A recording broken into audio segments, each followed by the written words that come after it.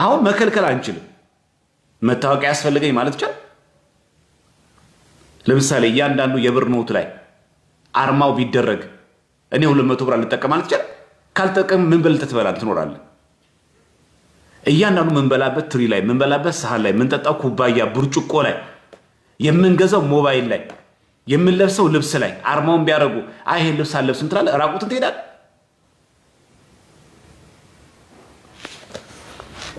ምንድነው ቤተክርስቲያን የምታስተምረው እዚህ ጉዳይ ላይ? የግድ ሁሉም አርማ እሱ ላይ ካለ አድርገው ልብሱን። ነገር ግን አትመንበት። አሁን እንኳን መርጦ መልበስ ይቻላል፣ ችግር የለውም። ማንኛውም ከቤተክርስቲያናችን ውጭ የሆነ ስርዓት ልብስ ከሆነ እንመርጣለን። አሁን ቡቲክ ስንገዛ ምን ስናደርግ ስንሸምት እንጠነቃለን። ይሄ በእኛ በግላችን የምንጠነቀው ጥንቃቄ ነው። ግን ደግሞ ክርስቲያኖች ሐሳዊ መሲህ ሲመጣ ግን እያንዳንዷ የንግድ ተቋም እያንዳንዱ የሚወጣው የሚገባ ኢምፖርት ኤክስፖርት የሚደረግ ማንኛውም ነገር የእሱ አርማ ከሌለበት አይሸጥም፣ አይነገድም። ስለዚህ አሁን ወደ ሄሬኔዎስ ስንመለስና ሄሬኔዎስ ምን ብሎ የተረጎመው አጭሩ 66 የሚለው 660 እና 6 በሶስት ክፍል አድርጎ 600 የሚለው ዓለም በንፍር ውሃ ሲጠፋ ኖህ የ600 ዓመት ሰው ስለነበረ ልክ እንደዚሁ ሁሉ ዓለም መጥፋቷ መቀረቡን ለማሳየት 66 የሚለው አንዴው 600 ያለው ለዚህ ነው ይላል። 660 ደግሞ የሚለው ደግሞ ናቡከደነጾር ያሰራው የጣዖት ምስል ቁመቱ ስንት ነበረ? 60 ክንድ ነበረ። 660 ከዛ 6 ምትር ቃለች አለ። ወርዱ ደግሞ ስንት ነበር? የምስሉ የወርቁ ምስል ወርዱ 6 ክንድ ነበር። ሶስቱ ህፃናት አንተ ላቆምከው ምስል አንሰግድም፣ የምናመልከው አምላክ ያድነናል፣ ባድነንም እንኳን ያ ማለት ሰማዕት እንደሆነን እንድናልፍ እንኳን ፈቃዱ ቢሆን አንተ ላቆምከው ምስል አንሰግድም ማለት። ስለዚህ 66 የሚለው ሶስተኛው የሄሬኔዎስ ትርጓሜ ይሄ ነው። ስለዚህ ትርጓሜያችን ላይ ምን እንደሚለው ቁጥሩ የሰው ቁጥር ነው ይላል። የኛ መተርጉማን ደግሞ እዚህ መጽሐፍተ ሰለስቱ ሐዲሳት የኛ መተርጉማን አባቶቻችን ራእይ ዮሐንስ 13:18 አንድምታ ስትመለከቱ ሐሳዊ መሲህ እንደኛ ሰው ነው የሚያመለክተው ቁጥሩ የሰው ቁጥር ነው ማለት ጾታ ወንደው ለማለት ነው የኛ መተርጉማን እና ይሉታል መርምሪያኖስ ይሉታል። መርምሪያኖስ ማለት ይሄ የዚህ ሰው የሐሳዊ መሲህ አነሳሱን ጭምር የኛ መተርጉማን ይናገራሉ።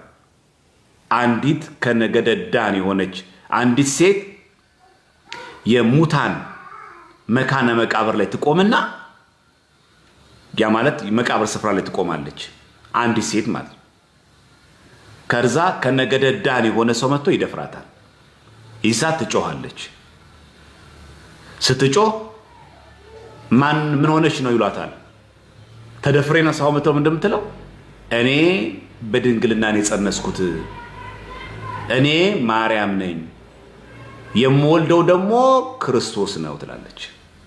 ሎቱ ስብሐት። የሐሳዊ መሲህ እናት እንደዚህ ነው የምትለው። ይህንን ራእይ ዮሐንስ ምዕራፍ 13 ቁጥር 18 አንድምታውን ተመልከቱት። አለላችሁ የቃል በቃል በመቃብር ስፍራ ቆማ ከነገደ ዳን የሆነው ከ12ቱ ነገደ ዳን አይደል? ከዳን ወገን መጥቶ አንድ ሰው ደፍሯት የጸነስኩት በድንግልና ነው ትላለች። ምክንያቱም እኔ ክርስቶስ ነኝ ለማለት ምን መሆን አለበት? ከድንግል ማለት ወልጃለሁ ማለት አለበት።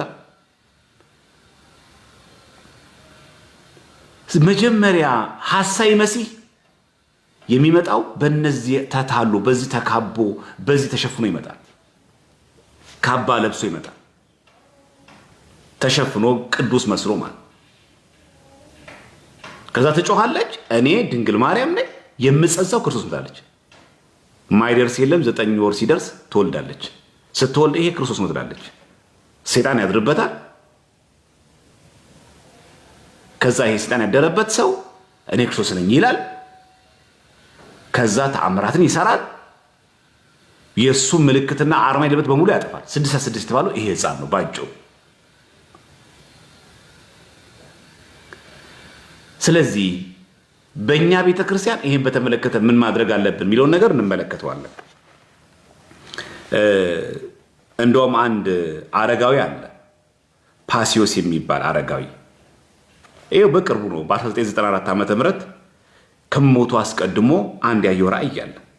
እዛ ራእይ ላይ ስትመለከቱ እያንዳንዷ በዓለም ላይ የሚደረገውን እንቅስቃሴ በሙሉ ስትመለከቱ ሐሳዊ መሲህ የመምጫውን ጥርጊያ ጎዳና እንደሚያቀኑ ሰፋ ያለ ትምህርት ሰጥቶ እናገኛለን። በተለይ በጽሁፍ በጣም ነው ያሰፈረው። ታዲያ ደግሞ ከቀደምት አባቶች ውስጥ ደግሞ አንዱ የሆኑ ደግሞ ሂፖላይተስ አብዱሊዘሩም የተባለው አባት ደግሞ ይላል ይሄ 66 የሚለውን ቁጥር አይተን ዝም ብለን ለሰዎች እንዳትለጥፉ ይላል። ሂፖላይተስ ነው የሚለው ምን በሚለው መጽሐፉ ላይ ትሬትስ ኦን ክራይስት ኤንድ አንቲክራይስት የተባለው መጽሐፉ ላይ ሂፖላይተስ ደግሞ አብዱሊዘሩም ለምንጠራው የሆነ ሰው ክፉ ሰው አያችሁት 66 ነው አትበሉ ይላል። ሄራኔስ ማን ነው ይቅርታ ፖሊካርፐስ የተባለው ማን ነው ሂፖላይተስ የተባለው አብዱሊዘሩም የተባለው አባት። ለምሳሌ አንዳንድ ሰዎች ቁጥር ከዚህ ጋር ሊገናኝ ይችላል። ለምሳሌ አንዳንድ ሰዎች እነዚህ ቁጥር ያገናኙ ይላል ቁጥሩ ሲደምሩት እኮ ይሄ ይመጣል የሚል ሰው አለ። ልክ እንደዚህ ሁሉ ሂፖላይተስ የአብዱሊዘሩም ይላል ለምሳሌ ይላል ቲታን ወይም ደግሞ ኢቫንታስ የተባሉ ስሞች ስታዩአቸው ይላል ቁጥራቸው 66 ነው። ይሄ ማለት ግን ቲታን የተባለው ሰው 66 ነው ማለት ግን አይደለም ይላል። ኢቫንታስ የተባለው ሰው የአውሬው ስም ያለበት ነው ማለት ግን አይደለም ይላል። ስለዚህ አንድ ሰው ዝም ብሎ ብድግ ብሎ አንድ ሰው 66 ነው አይደለም የሚባለው ማለት ነው። ይሄ በጣም ድቅቅ ይፈልጋል። ስለዚህ በእኛ ቤተክርስቲያን ይሄን ትምህርት ተመለከተ ያለን ትምህርት የጠራ መሆን ልናውቀው ይገባል። ስለዚህ ሐሳዊ መሲህን በተመለከተ የሐሰት ትምህርቶች በተለያየ መንገድ ሊሰጡ ስለሚችሉ በተለይ በተደጋጋሚ ጊዜ ሊሰጥ ስለሚችል ቁጥር በተመለከተ ያለ ምልከታ መጠንቀቅ አለብን። ስለዚህ 8 የምንድን ነው ብያቸዋለሁ የኢየሱስ ክርስቶስ የስሙ መጠሪያ መገለጫ ነው። ስለዚህ የኢየሱስ ክርስቶስ ስም የሚያመለክተው 8 የሚለው የዮሐንስ ዘሰዋስው ወይ ደግሞ ጆን ክላይማክስ የሚባለው አባት የቁጥሮቹን ምንነት በስፋት አስተምሮ እናገኛለን ማለት ነው። ከዛ ቀጥሎ የምንረዳው ነገር ምንድነው? ይሄ ሐሳዊ መሲህ እንዴት አድርጎ ነው ሰዎችን ደግሞ ኮንትሮል የሚያደርገው? የመጀመሪያው በውድ ነው። በውድ ማለት ወዳችሁ እንድትገዙለት ይፈልጋል። ሁለተኛው ደግሞ በግድ ነው። በሁለት መንገድ ነው። በውድ ምልክቶችን በማሳየት ሰዎች የሚፈልጉትን በሙሉ በማድረግ ነው። በዚህ ዘመን ያለ ሰው ምን ይፈልጋል? የኑሮ ውድነቱ አናቱ ላይ የጦዘው ማህበረሰብ ምን የሚፈልግ ይመስላችኋል? ይሄ ማለት ነው። ስለዚህ ጥርጊያ ጎዳናውን ያቀና ይለናል። እዚህ ብዙ ሰዎች ሀብት ፈልጋል። ሀብት ሰጣለሁ እኔ ክርስቶስ መሆኔን ግን እመን ይላል። ታደርጋለህ ይሄን ማለት ነው። መኪና መግዛት ፈልጋለሁ፣ ቤት መግዛት ፈልጋለሁ፣ እንደዚህ ማድረግ ፈልጋለሁ፣ ሁሉ ነገር አደርግልሃለሁ ይላል። ከዛ ደግሞ እዚህ ላይ የሚያሳድሩ ተጽዕኖ ደግሞ ተመልከቱት። ምን የሚል ተጽዕኖ? እኛ እሱን ተከትለን ሀብት አገኘን፣ ድህነታችንን ጥለነው አሽቀንጥረን ጣልነው፣ አንተ ለምን በድህነት ትማቅቃለህ ይባላል። ክርስቲያኖች ከፍተኛ መከራ የሚደርስባቸው ከዚህ የተነሳ ነው። ነገራችን የማትጠብቁት ሰው ይሰነካከላል። የማትጠብቁት ሰው ያው የኛ የብዙዎቻችን ያው ክርስትና ሰው ላይ የተደገፈ ነው። የምታውቁት የሆነ ጳጳስ ዘንበል ሲል፣ የሆነ ሰባኪ ዘንበል ሲል፣ የሆነ ዲያቆን ዘንበል ሲል አብረን ነው እኛ ሆ ምንለው። የኛ ፖለቲካችንም መንጋ ነው። ሃይማኖታዊ ትውፊታችን የምንከተለው በተለይ ዘመን ያለ ሰዎች መንጋ ነን። ሁሉ ነገር መንጋ ነው። አንድ አነጻጽሮ አንድ አመዛዝኖ ቤተክርስቲያን የሚከተላት የሚያምናት የለም። በአንድ የመጽሐፍ ክፍል በአንድ ጥቅስ ክር ይበጥሳል። አይበለውና ባለፈው ፕሮቴስታንቶች እንደሚያደርጉት አይነት አንድ ፓስተር እንዳደረገው የባንክ ቡክ አካውንታቸውን ይዘው ደብተራቸውን ይዘው ብር ይግባልህ እያሉ ያ ተአምር የምር ቢሆን ኖሮ ስንት ሰው መናፍቅ ይሆን ነበር? ሪል እናውራ፣ ስንት ሰው መናፍቅ ይሆን ነበር? በገንዘብ ማይንድ በጥቅስ ምናምን እኮ አይደለም፣ በአስተምሮ በትምህርትም አይደለም፣ በጥቅስ አይደለም፣ በገንዘብ ብቻ ሄጄ ባንክ ቡኬ ላይ ፓስተሩ ጸልዮልኝ 2 ሚሊዮን ብር ገባ። የሄደው ሰው ሁሉ በሙሉ እንደ ተአምር ቢደረግለት ቢሆንለት ስንት ሰው ይክለው ነበር? እግዚአብሔር አሁን በመናፍቃኑ መሳለቅ አይደለም። ይህ እውን ሆኖ ብታዩት አንተ ጎረቤት ፕሮቴስታንት እንደዚህ አድርጎ ብታይ አንተ አትጠራጠር? ይኸው ተመልከት፣ ባንክ አካውንቲን ተመልከት፣ ባላንሱ ሄጄ እመጣለሁ ተመልከት ቢል አሁንም ብሄድ እንደዛ ቢደረግ በሁሉም በገባ ሰው ላይ በገባ ቁጥር በሄዱ ቁጥር ይሄ ብር ወደ አካውንታቸው ቢገባ ስንት ሰው ይጠራጠር ነበር? አሁን በገንዘብ ነው ማይንዲ ወይ በገንዘብ ነው። አሰው ደግሞ የሞተው አባትህን አስነሳልኝ ብለኸው ሐሳይ መሲ ሙት ሲያስነሳ ብታየው ምን ልትሆን እንደምትችል ያቺ ቀምናክ እንደምታስጨንቅ ተመልከቱት። ለዚህ ነው በምልክት እንዳናምን ጌታችን አስቀድሞ የነገረን። ክፉና አመንዝራ ትውልድ ምልክትን ይሻል። በቃ ጨጓራችን ሊያመን ይችላል። እግዚአብሔር አምላክ በምህረቱ በጸበል ሊፈውሰን ይችላል። ካልፈወሰንም ኦርቶዶክሳችን እንድጠብቅ ይቀጥላል እንጂ የኦርቶዶክስ እምነት ይሄን ካረክልኝ ኦርቶዶክስ ሆኜ ይቀጥላለሁ፣ ካረክልኝ አልቀጥልም የሚል እንካ በንካ አይደለም። ቅድም ሄሌኖስ በስንት ነው የከፈለው ብያችኋለሁ? በ3 አይደለም። አንደኛው 600 ዓመታት ላይ ነው። ሁለተኛ ስንት ነው ያለው? 60 ያለው ምንድን ነው? ናቡከደነጾር ያቆመው ሐውልት 60 ክንድ ነው። 66 አይደለ? የመጨረሻው 6 ደግሞ 666 ስለምንል የመጨረሻው 6 ደግሞ ወርዱ 6 ክንድ ነው። አናንያ፣ አዛሪያ፣ ሚሳኤል 3 ሕፃናት አንሰግድም ያሉበት ማለት ምንድን ያሉት እነሱ? የምናመልከው አምላክ ያድነናል፣ ባያድረንም እንኳ ይሄን ኦርቶዶክሳዊ ትምህርት ማለት ይሄ ነው። ከጨጓራ በሽታ ይፈውሰኛል፣ ከስኳር በሽታ ያድነኛል፣ ከኤችአይቪ ቫይረስ ባያድነኝም እንኳ እንዲህ የሚታመው ኦርቶዶክሳዊ ትምህርት ይሄ ነው። ምን ባያድነኝም እንኳን ይህንን በሽታውን ለእኔ በረከት አድርጎ ከሰጠኝ ግድ የለህም ይሁን ብሎ ለጥቅሜ ከሆነ እሱን ግን አልክደውም ማለት ነው። 3 ሕፃናት ባያድነንም እንኳን ማለት ሰማዕት ሆነን በእሳት ተቃጠልን እንድንሞት ፈቃዱ እንኳን ቢሆን በእሱ አንጠራጠርም። ከዚህ ሰዓት ያላዳነን ማዳን ስለማይችል ሳይሆን እኛን ሰማዕት እንድንሆን ፈቅዶ እስከሆነ ይሄ ኦርቶዶክሳዊ ቪ ያለው ሰው አለ አሁን እዚህ ውስጥ? እስቲ ችግሮቻችሁን ዞር ብላችሁ ተመልከቷቸው።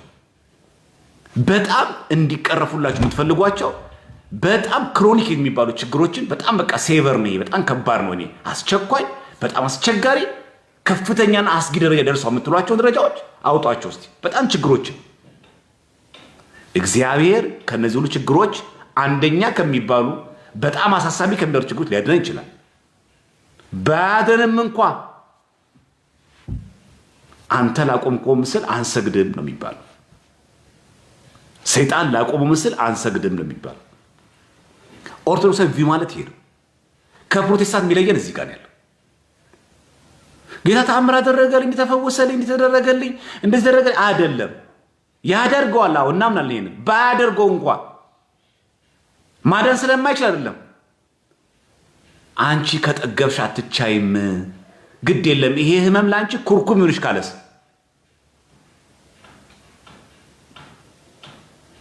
አንተ ስጠገብ አትቻልም፣ ከዚህ የከፋ በደል ለምትበድለው እና እቺ ትንሽ ኩርኩም ላድርግልህ ቢልስ የግድ የሁሉም ህመም መፍቻውና መቋጫው ፈውስ መሆን አለበት? ይሄ ነው ትልቁ ችግር። 3 ሕፃናት ያሉት ይሄንን ነው። ለናቡከደነጾር ሜሴጅ ነው፣ በነገራችን መልእክት ነው። እኛ በሰማዕትነት በእሳት ተቃጥለን ስንሞት እንኳን ስታይ ውይ የእስራኤል አምላክ እኮ ማዳን ስለማይችል ነው እንዳትል። የምናመልከው አምላክ ከዚህ እሳት ማዳን ይችላል። ባያድንም እንኳን በሰማዕትነት እንዳ ፈቅዶ ነው እንጂ ማዳን ስለማይችል አይደለም። ስለዚህ በእሳት ተቃጥለን እንኳን ብንሞት ወይ ሞቱ ማሸው ተቃጥለው ቀሩ እንዳትል ነው። ኦርቶዶክሳዊ ትምህርታችን ይሄ ነው። በጸበል ስለተፈወስን አይደለም እግዚአብሔር የምናገለግለው። ባንፈወስም ቅዳሴው ማስቀደስ ስጋውን መቀደስ እንቀጥላለን። ስታደርገው ነው ማደርገው። ብዙ ጊዜ አሁን ስለተኛ ስለት ትልቁ ችግር ይሄ ነው። እንካ በእንካ ነው። ስለዚህ ባያድነንም እንኳን የምታምኑት እንዲህ ስትጸልዩ እሺ ክርስቲያኖች አንተ አምላኬ ፈጣሪ እኔ ካለሁበት ከዚህ ችግር እንደምታወጣኝ አምናለሁ። ነገር ግን ያንተ ፍቃድ እንጂ የኔ ፍቃድ አይደለም። በቃ እንደዚህ በሉት። ያለብኝን ችግር አንተ ታውቀዋለህ። ምን እንደሚያስፈልገኝ አንተ ታውቀዋለህ። ምን ውስጥም እንዳለውም ታውቀዋለህ። ሳንለምነው የምንሻውን አውቆ የሚሰጠን አምላካችን ባያድነንም እንኳን ባያደርግልንም እንኳን አንተ ነገር አንተው ተቸግሬ ነው ምክር በጠስኩት ተርቤ ነው ሙስሊም የሆንኩት አይሰራም። መጀመሪያ ማይንድ ሴታችን ራሱ ኦርቶዶክሳዊ መሆን አለበት። ሰለስቱ ደቂቅ ያስተማሩት ይሄንን ነው። ለዚህ ነው ሂፖላይትስ የተባለው አብዱል ዘሩም የተባለው አባት ትንቢተ ዳንኤልን ሲተረጉም እንግዲህ አስቡት ሰለስቱ ደቂቅ የነበሩት በብሉይ ዘመን ነው። በናቡከደነፆር ዘመን የነበሩት ሰለስቱ ደቂቅ አናንያ፣ አዛርያ፣ ሚሳኤል። ሂፖላይትስ የተባለው አባት የነበረው በሐዲስ ኪዳን ነው። የመጀመሪያው በመቶ ክፍለ ዘመን አባት ሂፖላይትስ አብዱል ዘሩም ማለት ሃይማኖት አቡ ላይ በሁለቱ መካከል ያለው ልዩነት ተመልከቱ። ግን ምን አለ? ዩ ስሪ ቦይስ ሪሜምበር ሚ ይላል። እናንተ ሰለስቱ ሕፃናት ሰለስቱ ደቂቅ አናንያ፣ አዛርያ፣ ሚሳኤል ሆይ እባካችሁ አስቡኝ ይላል። ሂፖላይትስ የሚያለው ይህንን በብሉይ ዘመን የነበሩትን ሰለስቱ ደቂቅን ኮሜንታሪ ኦን ዳንኤል ብላችሁ ግቡና ተመልከቱት። ሂፖላይትስ ሲጸልየው በዚህ አጋጣሚ ለሙታን መታሰቢያ መድረግ ብቻ ሳይሆን ላረፉ ቅዱሳን አማልዱኝ፣ ለምኑልኝ፣ አስቡኝ ብሎ መለመን ኦርቶዶክሳዊ ትምህርት ነው። ሂፖላይትስ አድርጎታል። በሱ ዘመን የሌሉትን ሰለስቱን ሕፃናት ሰለስቱ ደቂቅን አስቡኝ ዩ ስሪ ቦይስ እኮ ነው የሚለው። እናንተ ሶስት ወጣቶች ወይ ሰይ ደግሞ ለምኑልኝ፣ አስቡኝ ሪሜምበር ሚ ነው የሚለው። እንደውም አስቡኝ ይላል። አይታችሁት ከሆነ ባለፈው ቪዲዮ ሰርተን ነበር በዚህ ላይ ሂፖላይትስን ተናግሮታል። እና አንዳንድ የፕሮቴስታንት ወገኖቻችን ይሄ ለሞተ ሰው እና ምን አስብ ብሎ መጸለይ አሁን ማርያም ትሰማችኋለች። ሰለስቱ ደቂቅ ይሰማሉ እንዴ? እንደነሱ ሎጂክ ከሆነ ሰለስቱ ደቂቅ ኢትዮጵያ ላይ ምድር ላይ እኮ የሉም። ኢትዮጵያ ውስጥም የሉም፣ ምድር ላይም የሉም። የትም ምድር ላይ በአጸደ ነፍስ ነው ያሉት፣ በአጸደ ስጋ የሉም። ግን ምን አለ ሂፖላይትስ? እናንተ ሶስቱ ወጣቶች ወይ እኔን አስቡኝ ጸልዩልኝ ይላል። የት ነው ያሉት? በገነት። ይሄ አፄ ዘርዓ ያዕቆብ ነው የጀመረው። የመካከለኛው ዘመን ዝም ብሎ ጭማሪ ነው። 14ኛው ክፍለ ዘመን የተጨመረ ነው። አንብቡ። ማንበብ በጣም ጠቃሚ ነገር ነው። እናንብብ። አለማንበባችን ነው ትልቁ ጥፋት የሆነው። በነገራችን ላይ ድንቁርና፣ ሞት፣ ኃጢአት ውርስ አይደለም። በብሉይ ዘመን ውርስ አይደለም። በቃ ከእውቀት ነፃ መሆን ድንቁርና ነው። ከጽድቅ መለየት ኃጢአት ነው። ከእግዚአብሔር መለየት ሞት ነው። በቃ አለቀ። አልተፈጠሩም አብሮ ባህሪያችን አይደሉም። እግዚአብሔርን እያገለገሉ ሕያው መሆን ይቻላል። መልካም ነገር እየሰሩ ጻድቅ መሆን ይቻላል። ኃጢአትን አራቅ ነው ማለት ነው።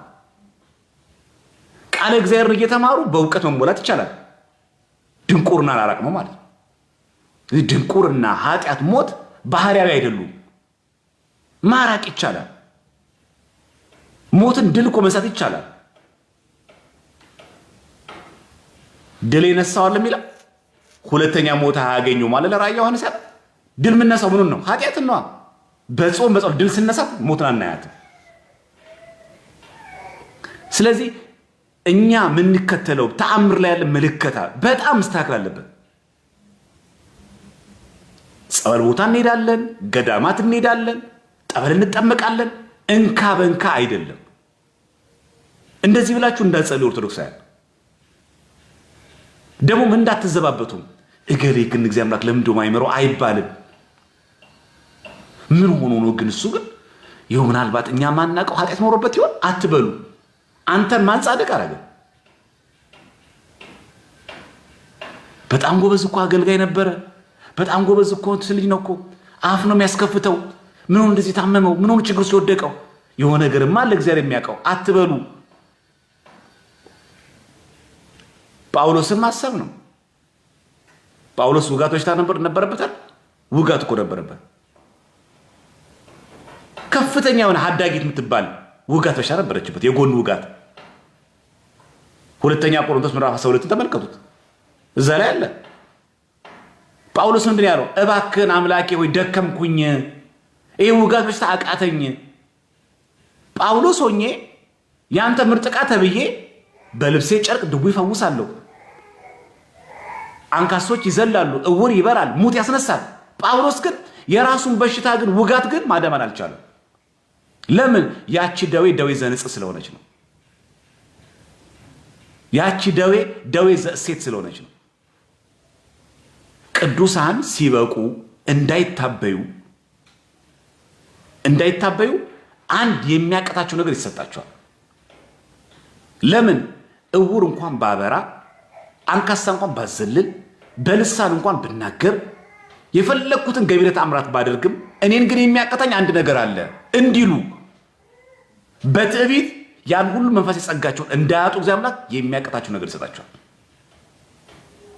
ከዚህ ጳውሎስ ምን አለ? ደከመኝ አለ። ምን አለው እግዚአብሔር አምላክ? ሁለተኛ ቆሮንቶስ ምዕራፍ 12 ላይ ኃይል በድካሜ ይገለጣል ነው። በቃ ስደክም ኃይለኛ ሆናለሁ እኮ ነው ያለው ጳውሎስ። ደከመኝ አለው። ይሁን ግድ የለም እኔ ከዚህ ውጋት በሽታ ፈውሼ ማለት ነው እግዚአብሔር አምላክ። አንተ በጤና ኖረህ እኔንማ ምን ይሳነኛል ብለህ በትዕቢት ይሄን ሁሉ ጸጋን ከምታጣው እቺ ውጋት በሽታን ታገሳትና መንግስትን ብትወርስ ይስቀልሃል። ጳውሎስ ያውቃተዋል። ጢሞቴዎስም ልክ እንደዚሁ ሆድ በሽታ መም ነበረበት። ሆዱን ያመው ነበር። ምን አለው ጢሞቴዎስ? አይ ሆድን ስለሚያም ሱባኤ ግባ ነው ያለው። ሆድን እኮ የሚያመው እኮ ስላልጸለይክ ነው ያለው። ሆድን እኮ የሚያመው የተበከለ ምግብ የተመገብክ ነው። ሆድን እኮ የሚያመው እኮ የተበከለ ውሃ ስለምትጠጣ ነው፣ ያልታከመ ውሃ ስለምትጠጣ ነው ያለው አይደለም። ስለዚህ ለሆድ ህመም እንደው ወደ ባለ መድኃኒት ሂድ ነው ያለው። ይሄንን ቅጠል ጠጣ፣ ይሄን እንደዚህ ያለ ጸልይ፣ ጹም ያለው አይደለም። በጾም በጸሎት የሚወጣ አይደለም። ጢሞቴዎስም ልክ እንደ ጳውሎስ የበቃ ቅዱስ ነበር። እንዳይታበይ የተሰጠው ደዌ አለች። ደዌ ዘእሴት ትባላለች። ደዌ ዘንጽ ትባላለች። የንጽህና ደዌ። ቅዱሳን ሲበቁ እንዳይታበዩ በትዕቢት የተሰጣቸው ጸጋ እንዳያጡት የምትከብዳቸው አንድ። ከዛ ምን አለው? ስለ ሆድ ህመም ጥቂት ወይን ጠጅ ጠጣ አለው። ምን ማለት ነው? በቃ ማስታገሻ ከሆነ እሱ እንኳን አይለቅህም ነው እንጂ እኔ ልጸልይ ይላል አለውን ጳውሎስ። አንተም ጸልይ አይደለም ያለው። አይተውህም፣ የታወቀ ነው። ለምን? የማይለቅ ነው። ጢሞቴዎስ ተመልከቱ፣ እውር እያበራ ሙት እያስነሳ አንካሳ እያዘለለ የሆድ ህመም ግን በሽታ ነበረበት። የበቃ ቅዱስ ነው ጢሞቴዎስ። መልእክት የተጻፈለት ነው። አንደኛ ጢሞቴዎስ፣ ሁለተኛ ጢሞቴዎስ። አንተ ግን በተረዳህበት በተማርክበት ትምህርት ጸንተህ ኑር የተባለ ነው። ከክፉ ጎልማሳነት ምኞት ሽሽ የተባለ ነው ጢሞቴዎስ። የበቃ ቅዱስ ግን አሞታል። ምን? ሆድ ህመም። እና ይሄ ጥቅስ ለስካር የሚጠቀስ ጥቅስ አይደለም፣ ለመጠጥ የሚጠቀስ ጥቅስ አይደለም። ይሄ ጥቅስ ስለ ሆድ ህመም ጥቂት ወይን ጠጅ ጠጣ አለው ካስታገሰልህ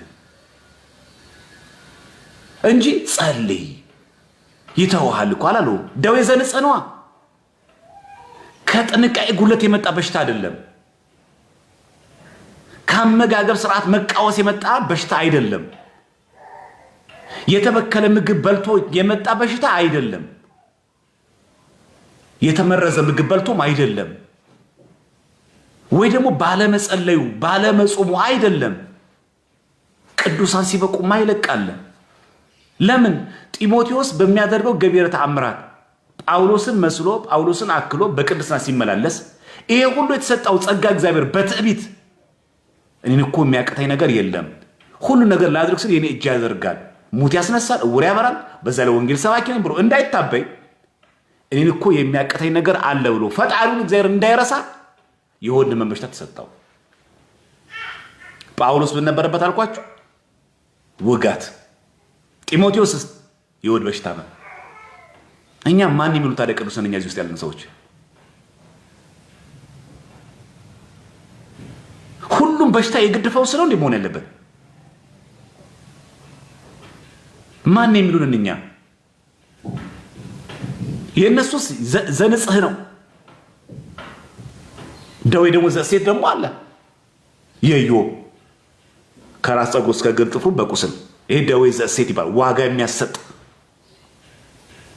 ታመመ፣ አጣ፣ ሀብቱ ተመለሰለት። ማ ኢዮብ መጽሐፈ ኢዮብ ለምን እናገኛለን? ኢዮብ የታመመው ኃጢአተኛ ሆኖ ነው አይደለም። ደዌ ዘእሴት ይባላል። ደዌ ደግሞ ዘኃጢአት ደግሞ አለ። እንደ ሳኦል መጥቶ የእግዚአብሔር መንፈስ ሲርቀው ምን ሆነ? እርኩስ መንፈስ ያስጨንቆ አለበት ሳኦል፣ የእስራኤሉ የመጀመሪያው ንጉሥ። ዳዊት መጥቶ በገና ሲደረድር አለም ሲፈወስ የነበረው። ደዌ ዘኃጢአት ይባላል። ሄሮድስ በምን ሞተ? በትል ተበልቶ። ደዌ ዘመቅሰፍት ይባላል።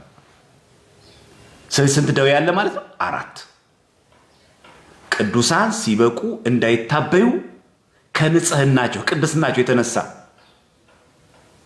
ትዕቢት እንዳያጋጥማቸው፣ በትዕቢት ምክንያት ሰው ናቸውና የሆነች ነገር ስተው እንዳይታበዩና ያ ሁሉ ጸጋ እግዚአብሔር እንዳያጡ በትዕቢት እግዚአብሔር ሲጠብቃቸው ለጥቅማቸው ሲል የሚያቅታቸውን አንድ ደዌ ይሰጣቸዋል። ደዌ ዘንጽህ ይባላል። እንደማን? እንደ ጳውሎስ፣ እንደ ጢሞቴዎስ። ሁለተኛው ደግሞ ደዌ ዘእሴት፣ ዋጋ የሚያሰጥ ያገኘው ሀብታም የነበረው ምንም ነገር ያልጎደለው ኢዮብ ታመመ። ቁስሉን ውሾቹ ላሱት፣ ግን ተመልሶ ተፈወሰ። ምን ይባላል? ይሄ ደዌ ዘእሴት ይባላል። እሴት ማለት ዋጋ ማለት ነው። ደዌ ዘእሴት ማለት ዋጋ የሚያሰጥ ለጥቅም ትታመምና በጸበል ተፈውሰ የእግዚአብሔር ተአምር እንድታረግ ይዛምክ ያደርጋል። ዋጋ ያሰጣል። ይተረፈረፍልሃል። ከዚህ በኋላ ቤትህ ይባረካል፣ ኑሮህ ይባረካል፣ ጓዳሽ ይስተካከላል፣ ልጆችሽ ያድጉልሻል። ይሄ ሁሉ ይቃናል። ምን ይባላል? ይሄ ደዌ ዘእሴት ይባላል። ልክ እንደ ኢዮብ መጀመሪያ ከነበረው ሀብት የበለጠ ምን አገኘ? እጥፍ ድርብ ሀብት። በጣም የሚገርም ነው። እጥፍ ድርብ ሀብት። ይሄ ቀረ የማይባል ሆነ ማለት ነው። ኢዮብ ሁሉ ነገር ተሳካለት፣ ቤቱ ሁሉ ሞላለት። መጀመሪያ ከነበረው እጥፍ በእጥፍ ነው አይደል? እስከ ስንት ትውልድ ድረስ አየ? እስከ 4 ትውልድ ድረስ። እንደውም ይላል እንደ ኢዮብ ሴት ልጆች የሚያማምሩ በዛ ምድር ላይ አልተገኘም እስኪባል ድረስ። ምን ያክል ቆንጆ ቢወልድ ነው ባካችሁ! ምድር ላይ ከነበሩ ሴት ቆንጆ ነኝ ከምትለው የበለጠ እንደ ኢዮብ ልጆች ያለ አልተነሳም ይላል። ይሄ ማለት ከበሽታው ከተፈወሰ በኋላ ደዌ ዘእሴት ይባላል። ሶስተኛው ደግሞ ደዌ ዘኃጢአት። ኃጢአት ሰርተን እግዚአብሔር አምላክ በደዌ ይቀጣናል። ለምን? እንደማን? እንደ ሳኦል አትንካ የተባለውን የአማሌቃንን እርም ነገር ነካ። የእግዚአብሔር መንፈስ ከሱ ራቀ። እግዚአብሔር ሲርቀን ማን ነው የሚገባው? ሰይጣን። ስራ የፈታ ጭንቅላት የሰይጣን ላቦራቶሪ አይደለም የሚሆነው። ክፍት ሆነ በቃ። እርኩስ መንፈስ መጥቶ ያስጨንቀዋል። ዳዊት መጥቶ በገና ይደረድርለታል። ከዛ መንፈሱ ይርቅለት ነበር። የዳዊት የበገና መደርደር እርኩስ መንፈስን ያርቅለት ነበር። ደዌ ዘኃጢአት ይባላል። ቅዱስ መሆኑ የመጣ አይደለም ይሄ። ለበረከት የመጣበትም አይደለም ይሄ። ከሳኦል ከኃጢአቱ የተነሳ የመጣበት ነው። ደዌ ዘኃጢአት ይባላል። አራተኛው ደግሞ ደዌ ዘመቅሰፍት። ልክ ሄሮድስ ንግግር እያደረገ እያለ ህዝቡ ምንድን ነው ያደረገው? ይሄ ድምፅማ የእግዚአብሔር ድምፅ ነው ሲሉት ምን አለ? አዎ አለ። ልክችን አዎ ሲናገር የእግዚአብሔር መልአክ መጥቶ ቀሰፈው፣ በትል ተበልቶ እዛው እየተናገረ እያለ መድረክ ላይ ልክ የአሜሪካ ፕሬዝዳንቶች ንግግር ያደረጉ የለ ወጥተው ዓመታዊ ንግግር ሲያደርግ ድምፁ እንዴት ነው የሚያምረው አሉት። ሄሮድስን ነው መጽሐፍ ቅዱስ ላይ ያለ እንግዲህ ሐዋርያት ሥራ ላይ የድምፁ ግርማ ሞገሱን ሰምተው እንዴት ነው ድምፁ የሚያምረው? የማ ድምፅ ነው ሲሉ የእግዚአብሔር ድምፅ ነው ሲሉ አዎ አለ። እግዚአብሔር በአምልኮቱ አይገዛደርማ። ለአምልኮቱ እግዚአብሔር ቀናይ ነው። የእግዚአብሔር መልአክ መጣ፣ በሰይፉ ነካው። እዛው እያለ እየተናገረ ባለበት በትል ተበልቶ እዛው በስብሶ እዛው ቀረ። እግዚአብሔር ከዚህ መቅሰፍት ይሰውራል። ደዌ ዘመቅሰፍት ይባላል። ስለዚህ ስንት ደዌ ያለ ማለት ነው? 4። ደዌ ዘንጽህ የንጽህና ደዌ፣ ደዌ ዘእሴት ዋጋ የሚያሰጥ ደዌ፣ ደዌ ዘኃጢአት ከኃጢአት ምክንያት የተነሳ የሚመጣ ደዌ አለ። 4ኛው ደዌ ደግሞ ዘመቅሰፍት አለ። 4ቱ መጽሐፍ ቅዱስ ላይ አለ። ስለዚህ እኛ ጋር ያለው የሐሳዊ መሲህ መምጣት ጥርጊያ ጎዳና የሚያቀኑ ምልከታዎቻችንን ማረም አለብን ባጭሩ። ስለዚህ 666 የሚለው በግሪክ ቋንቋ ምን ማለት ነው? እክድሃለሁ ማለት ነው።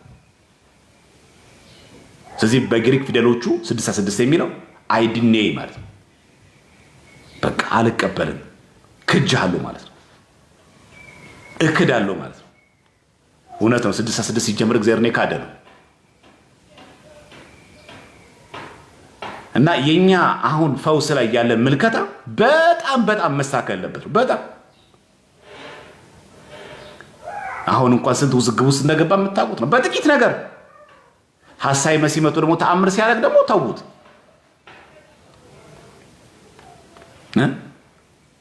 የሆነ አጥማቂ የሆነ ከገዳም መጥቻለሁ የሚል ባህታዊ በሰንሰለት ራሱን እየገረፈ እናንተ ያላችሁበት የምታስቀድሱበት ደብር ላይ የሆነ አንካሳሳውን ብድግ አድርጎ ቢያቆም ምን ታደርጋላችሁ? እውነት እንነጋገር፣ ምን እናደርጋለን?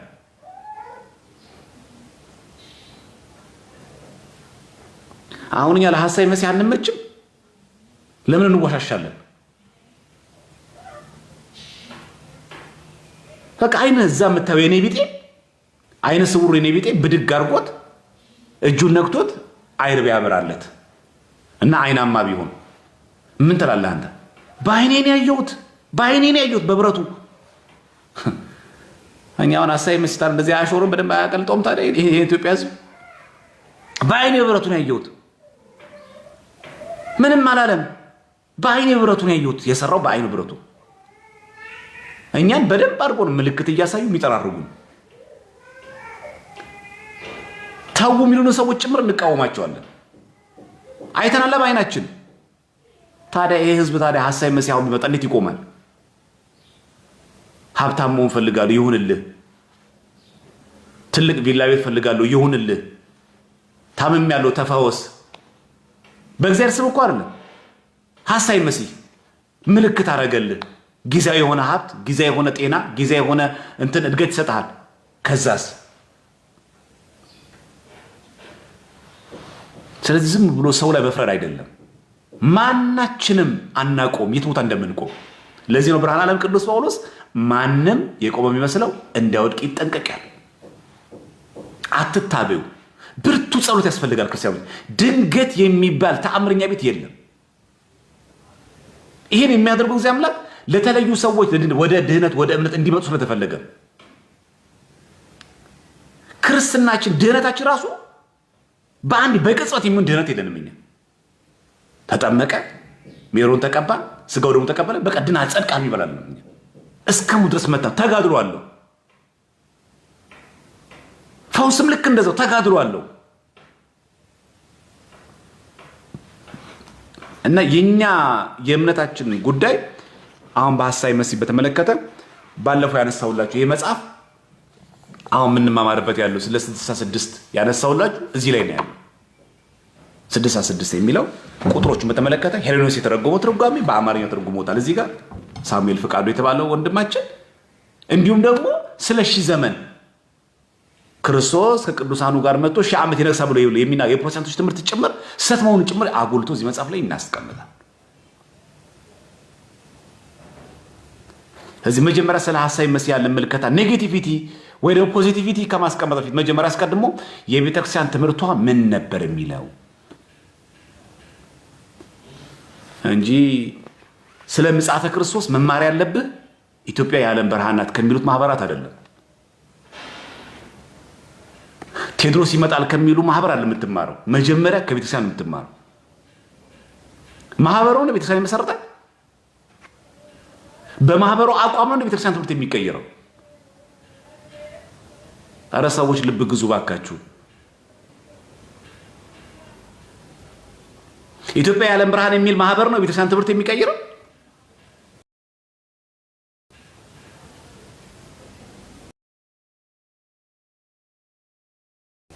ቴዎድሮስ ላል የሚለው ማህበር ነው ያን ትምህርት የሚቀየረው። ቴዎድሮስ ላል የሚለው ማህበር ነው ያን ትምህርት የሚቀየረው። ሪሼፕ የሚያደርገው እነሱ ናቸው።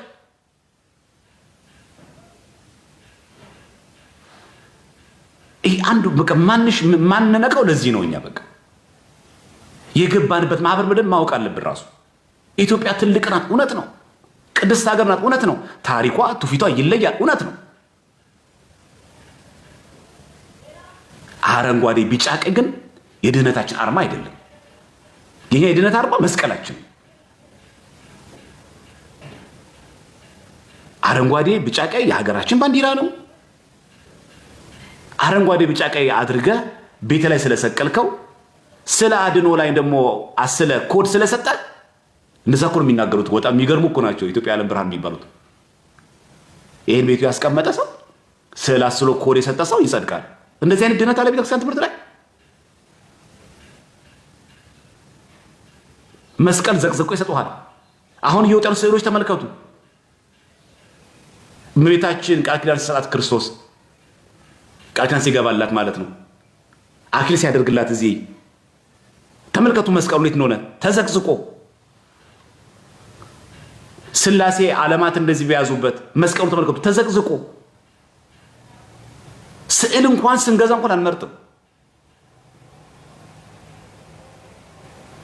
እና ይሄ የሚመነጨው በቂ ትምህርት ካለማግኘት በየሰፈር የተነሳ የጽዋ ማህበር በየቦታ የተነሳ ሁሉ እየመጣ እንደፈለገ እየነዳን ወደ ፈለገበት አቅጣጫ ስለሚወስደን እሱ ነው ትልቁ ችግር። የኛ ተአምርና ምልክት ፈላጊነት ለጥቃት ተጋላጭ ነው። ድህነታችን ለጥቃት ተጋላጭ ነው። አሁን ኢትዮጵያ ውስጥ ካለው የኑሮ ውድነትና ድህነት የተነሳ ጾታህን ቀይርና ይሄን አክል ቢሊዮን ዶላር ሰጣሉ ቢባል ማይቀይራል። ተውት፣ ሌላ ነገር መወስለት ምናምን መዘሞቱን ተውት። ትራንስጀንደር ፈጽም በዚህ መንገድ ይሄን አክል ዳጎስ ያለ ዶላር ረብጣ ዶላር ሰጣሉ ቢባል ማን ነው የማይክደው? ገንዘብ ያላታለለው ማን አለ? ስንቶቹ ከቤተክርስቲያን የወጡት መሪጌታ ነበርኩ ዲያቆን ነበር ቄስ የሚወጡት ገንዘብ አለ። ገንዘብ በጣም እጅግ በጣም ክፉ ነው። አምላክን እኮ ያሸጠ ነው። ስለዚህ ካህናትንም አብሮ የሚያጠፋው እሱ ነው። አገልጋዮች ጭምር አብሮ የሚያወድመው ገንዘብ ነው። ክፉ ነው በጣም። ገንዘብን መውደድ የኃጢአት ሁሉ ስር ነው ይላል። ምንጩ ነው ራሱ። ገንዘብ እጅግ በጣም ክፉ ነው።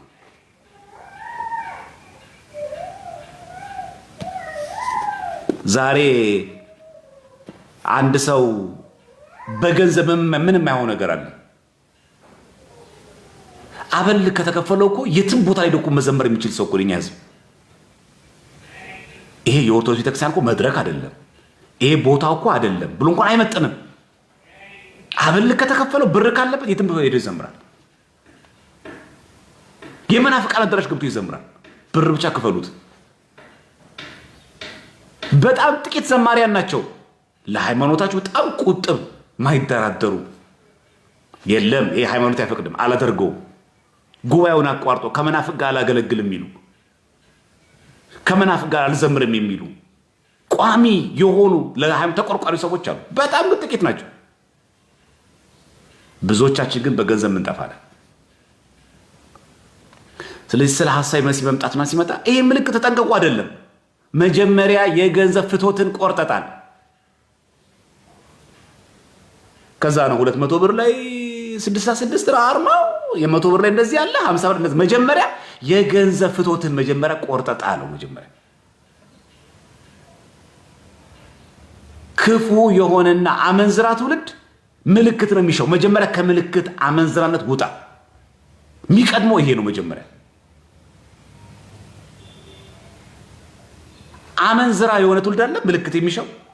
ምልክት የምትፈልገው ምልክት የሚያደርግልህ ሐሳዊ መሲህ መጥቶ እንደፈለገ እያሽከረከረ እንደፈለገ እያጦዘ ምን ልትሆን ነው? ከዛው መጀመሪያ የልባችን መሻት ስጋይ መቼም ቆርጦ መጣል ያስፈልጋል። በምን? በጾም በጸሎት በንስሐ። ያንን ነው። ከዛ ነው አርማው የምትቃወመው። ከዛ ተከትሏል ይመጣል። አሁን ደግሞ የሆነ ጊዜ ደግሞ ሐሳዊ መሲህ ሲመጣ ደግሞ አርማውን ጭምር መቃወም ማትችልበት ደረጃ ተደርሳለ። ደግሞ ሲጀመር የእርሱ አርማ የለበት ሽያጭ ላይም አይውልም፣ ገበያ ላይም አይውልም። የእሱ ከሌለበት ምንም መሸጥም መነገድም አትችልም። መጨረሻ ላይ ግዴታም ይሆናል። ኢምፖርትም በለው ኤክስፖርትም በለው የምትገበያይበት ገንዘብ ጭምር፣ የምትለብሰው ልብስ፣ የምታረገው ጫማ፣ የምታረጋቸው ማናቸውም ነገሮች የእሱ አርማ ያለበት ይሆናል። ራቁትን አትሄድ የዛን ጊዜ ስመቼስ በዚህ ሳህን አልበላም አትል መቼስ። ወደ አስገዳጅ ህግ ስንገባስ እዚህ ሰዎች መጀመሪያ ምልከታችን ማጥራት ያለብን ከስሁት ትምህርቶች ራስን መቆጠብና ራስን መግዛት ያስፈልጋል። ስዕል አድኖ ስንገዛ ጥንቃቄ እያደረግን እያለማመዱን ስለሆነ መጠንቀቅ ያስፈልጋል። የምናረጋት እያለነው ነገር ማለት የምንሰራቸው ቪዲዮዎች ለመጠንቀቅ ያስፈልጋል። ኦርቶዶክሳዊ ክርስቲያኖች ከሆንን ኢትዮጵያ ኦርቶዶክስ ቤተክርስቲያን ምን ከሆንን የቤተክርስቲያናችን ትምህርቷን በሚገባ ጠብቆ ያንን ማስተላለፍ እጅግ በጣም አስፈላጊ ነው። ከእያንዳንዱ ድርጊታችን በሙሉ መቆጠብ አለበት። ይህም ማድረግ ከተቻለ ራስን ከዝሙት፣ ራስን ከኃጢአት፣ ራስን ከበደል፣ ራስን ከርኩሰት ማዳን ከተቻለ ትልቅ ስራ መስራት ይቻላል ማለት ነው። ስለዚህ ሐሳዌ መሲህ መግቢያ በር የሚሆን የትኛው ነው? የሰዎች የኛ የድካማችን ኃጢአታችን ምንጭ መሆኑን ማወቅ አለብን። ስለዚህ መጀመሪያ ከምልኮ በፊት መጀመሪያ ለገንዘብ ያነፍቶትን መጀመሪያ እንቁረጠው፣ ከዛ ማስተካከል ይቻላል። ስለዚህ እዚህ መጽሐፍ ላይ ስለ ሐሳዌ መሲህ በጣም በዝርዝር ተቀምጧል። እና ይሄ መጽሐፍ ብታነቡት ጥሩ ነው። በተለይ ስለ ሐሳዌ መሲህ የተዛባ ምልከታ ያላችሁ እንዳው ቴዎድሮስ ይመጣል ብላችሁ የምትወዛገቡ ሰዎች ያላችሁበት እንዳው ይሄ አርማ አድርጌ ምናምን ስዕል ስዬ ምናምን የምትሉ ሰዎች ስዕል ክቡር ነው። እውነት ነው። ቅዱሳት ስዕላት ይባላሉ በእኛ ቤተክርስቲያን። ክብር ይገባቸዋል። የጸጋ ስግደት እንሰግዳለን። ይሄ የታወቀ ነው። ምንም ጥያቄ የለውም። እዚህ ጋር ቤተክርስቲያን ዳውትም የለባትም። ያ ቅዱስ የሆነው ስዕል ለቅዱሱ ብቻ ሳይሆን እኛ የምንሰግደው ስዕሉ ራሱ የእግዚአብሔር ክብር እኮ መገለጫው እኮ አናውቅም በምን እንደሚገለጥ ምልክቶቹ ራሳቸው ምን እንደሚሆኑ እኛም ራሱ አናውቅም። ምን እናውቃለን? እዚህ የቤተክርስቲያናችን ስንክሳር መጽሐፍ ላይ አይታችሁ ከሆነ ሚናስ እንዴት የተወለደው ይላል። እስቲ የሰኔ 15 ስንክሳር ተመልከቱ። ሚናስ እንዴት የተወለደው? እናቱ የሚናስ የሰማዕቱ የቅዱስ ሚናስ ማለት በ15 የቂርቆስ ጋር አብሮ ደባል ነው የሚከበረው። እናቱ ሚናስና አባቱ ልጅ ያልነበራቸው መካኖች ነበሩ አይልም? አለ እኮ ሚናስ ላይ። በነገራችን ላይ ኮፕቲክ ሳናክስራ ላይ እንደዛው ነው የሚናገረው። የግብፅ ስንክሳር ላይ ማለት ኮፕቲክ ሳናክስራ ላይ ብትመለከቱት ሰኔ 15 ስትገቡ ይሄው ታሪክ ራሱ ቃል በቃል አለ። የኛ አማርኛ የነሱ እንግሊዝኛ ሞብች ሌላ ነገር የለው። ሲጀመር ስንክሳር የተረጎመው ከአረብኛ ወደ ግዕዝ አለ፣ ከዛ ወደ አማርኛ የተረጎመው እዛ መጽሐፍ ላይ ብትመለከቱት ታገኙታላችሁ ቃል።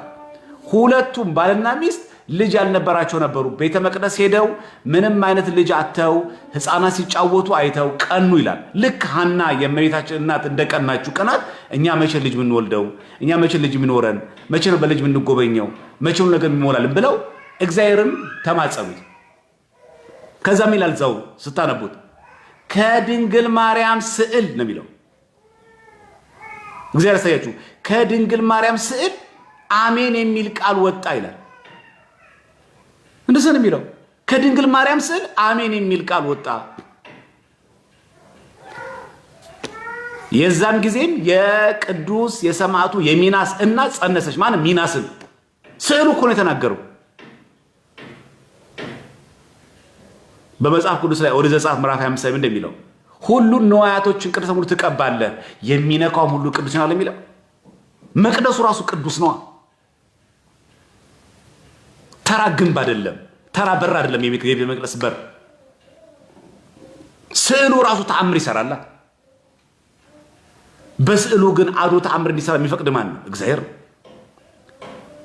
እና ሰማዕቱ ሚናስ ስዕለ ማርያም ናት እኮ ከአፉ አውታ አሜን ያለችው። ይሁንልሽ፣ ይደረግልሽ፣ ልጅ ውለጂ ያለቻት።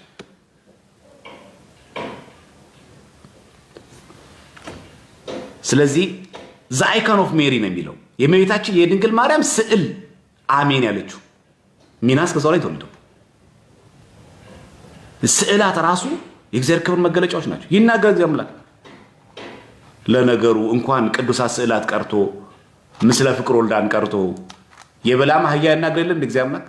በቤተክርስቲያናችን ስለ አድህኖ የሚባሉት የድንግል ማርያም ምስለ ፍቅር ስዕልና የክርስቶስ ስለ ስቅለቱ ናቸው። እነዚህ ሁለቱ ስዕላት ምን ይባላሉ? ስለ አድህኖ ይባላሉ። መጽሐፈ ሳት ላይ ለስለ አድህኖ ትኪ ይላል። ስለ አድህኖ የሚባሉት እነዚህ ሁለቱ ናቸው። ምስለ ፍቅር ወልዳና ምን የጌታ ኢየሱስ ክርስቶስ ስነ ስቅለቱ። ስዕለ አድኅኖ ይባላሉ። ሌሎች ስዕላትስ ቅዱሳት ስዕላት ይባላሉ። ቅዱሳት ስዕላት የእመቤታችን የቅድስት ድንግል ማርያም ምስለ ፍቁር ወልዳ ስዕልና ጌታችን ኢየሱስ ክርስቶስን ያቀፈችበትና ጌታችን የተሰቀለበት ስዕል ምን ይባላል? ስዕለ አድኅኖ። ሌሎች ውስጥ ቅዱሳት ስዕላት ተአምር ስለሚደረግባቸው ነው። ብዙ ጊዜ ሰዎች ስዕል አድኅኖ የሚሉት እውነት ነው። የቅዱስ መርቆሬዎስ እንኳን ስዕል ማህሌት ሲቆም ይንቀሳቀስ የለ ተአምር ሲያደርግ እግዚአብሔር አምላክ አለ እኮ ኢትዮጵያ ውስጥ እኮ ነው ያለው። የመርቆሬዎስ የሰማዕቱን ዓመታዊ ክብረ በዓል ጊዜ ቤተ መቅደሱ ሄዱ። ማህሌት ቆሞ ካህናት ሲያሸበሽቡ የመቅደሱ መሀል ላይ ምሰሶ ላይ ያለው ስዕለ አድኅኖ የመርቆሬዎስ ይንቀሳቀሳል እንደዚህ እያለ አላያችሁም? በካሜራ ቀርጽ ሆና እግዚአብሔር በወደደው ነገር ይሰራል። ለዚህ ነው ቅዱሳት ስዕላት እንላቸው። ተራ የሆኑ ስዕሎች አይደሉም። የሆነ ግለሰብ ፎቶም አይደሉም። እዚህ መጀመሪያ ምልክቶች ላይ ያለ ምልክታ በጣም መጥራት አለበት። ስለዚህ ሰዎች እንዳንወርቅ ብቸኛው መፍትሄ መጾምና መጸለይ ብቻ ነው። ለራሳችሁ ጊዜ ስጡ። ለንባብ ጊዜ ስጡ። ለጾም ጊዜ ስጡ። ለስግደት ጊዜ ስጡ። ለጸሎት ጊዜ ስጡ። ሁላችሁ ዝም ብላችሁ ላይ አትገተሩ። የችግር ምንጭ መነሻ እየሆነ ባለ በዚህ ወቅት ሐሳይ መሲህ አያሳስተኝም አትበሉ አይባልም። እሺ እንዳትሉ። እነዚህ ማለት ያለብን አምናለሁ አለማመኔን አንተ እርዳው ነው። እሱ ይርዳን እንጂ ማንም እዚህ ውስጥ ጠንካራ የለም እንዴ።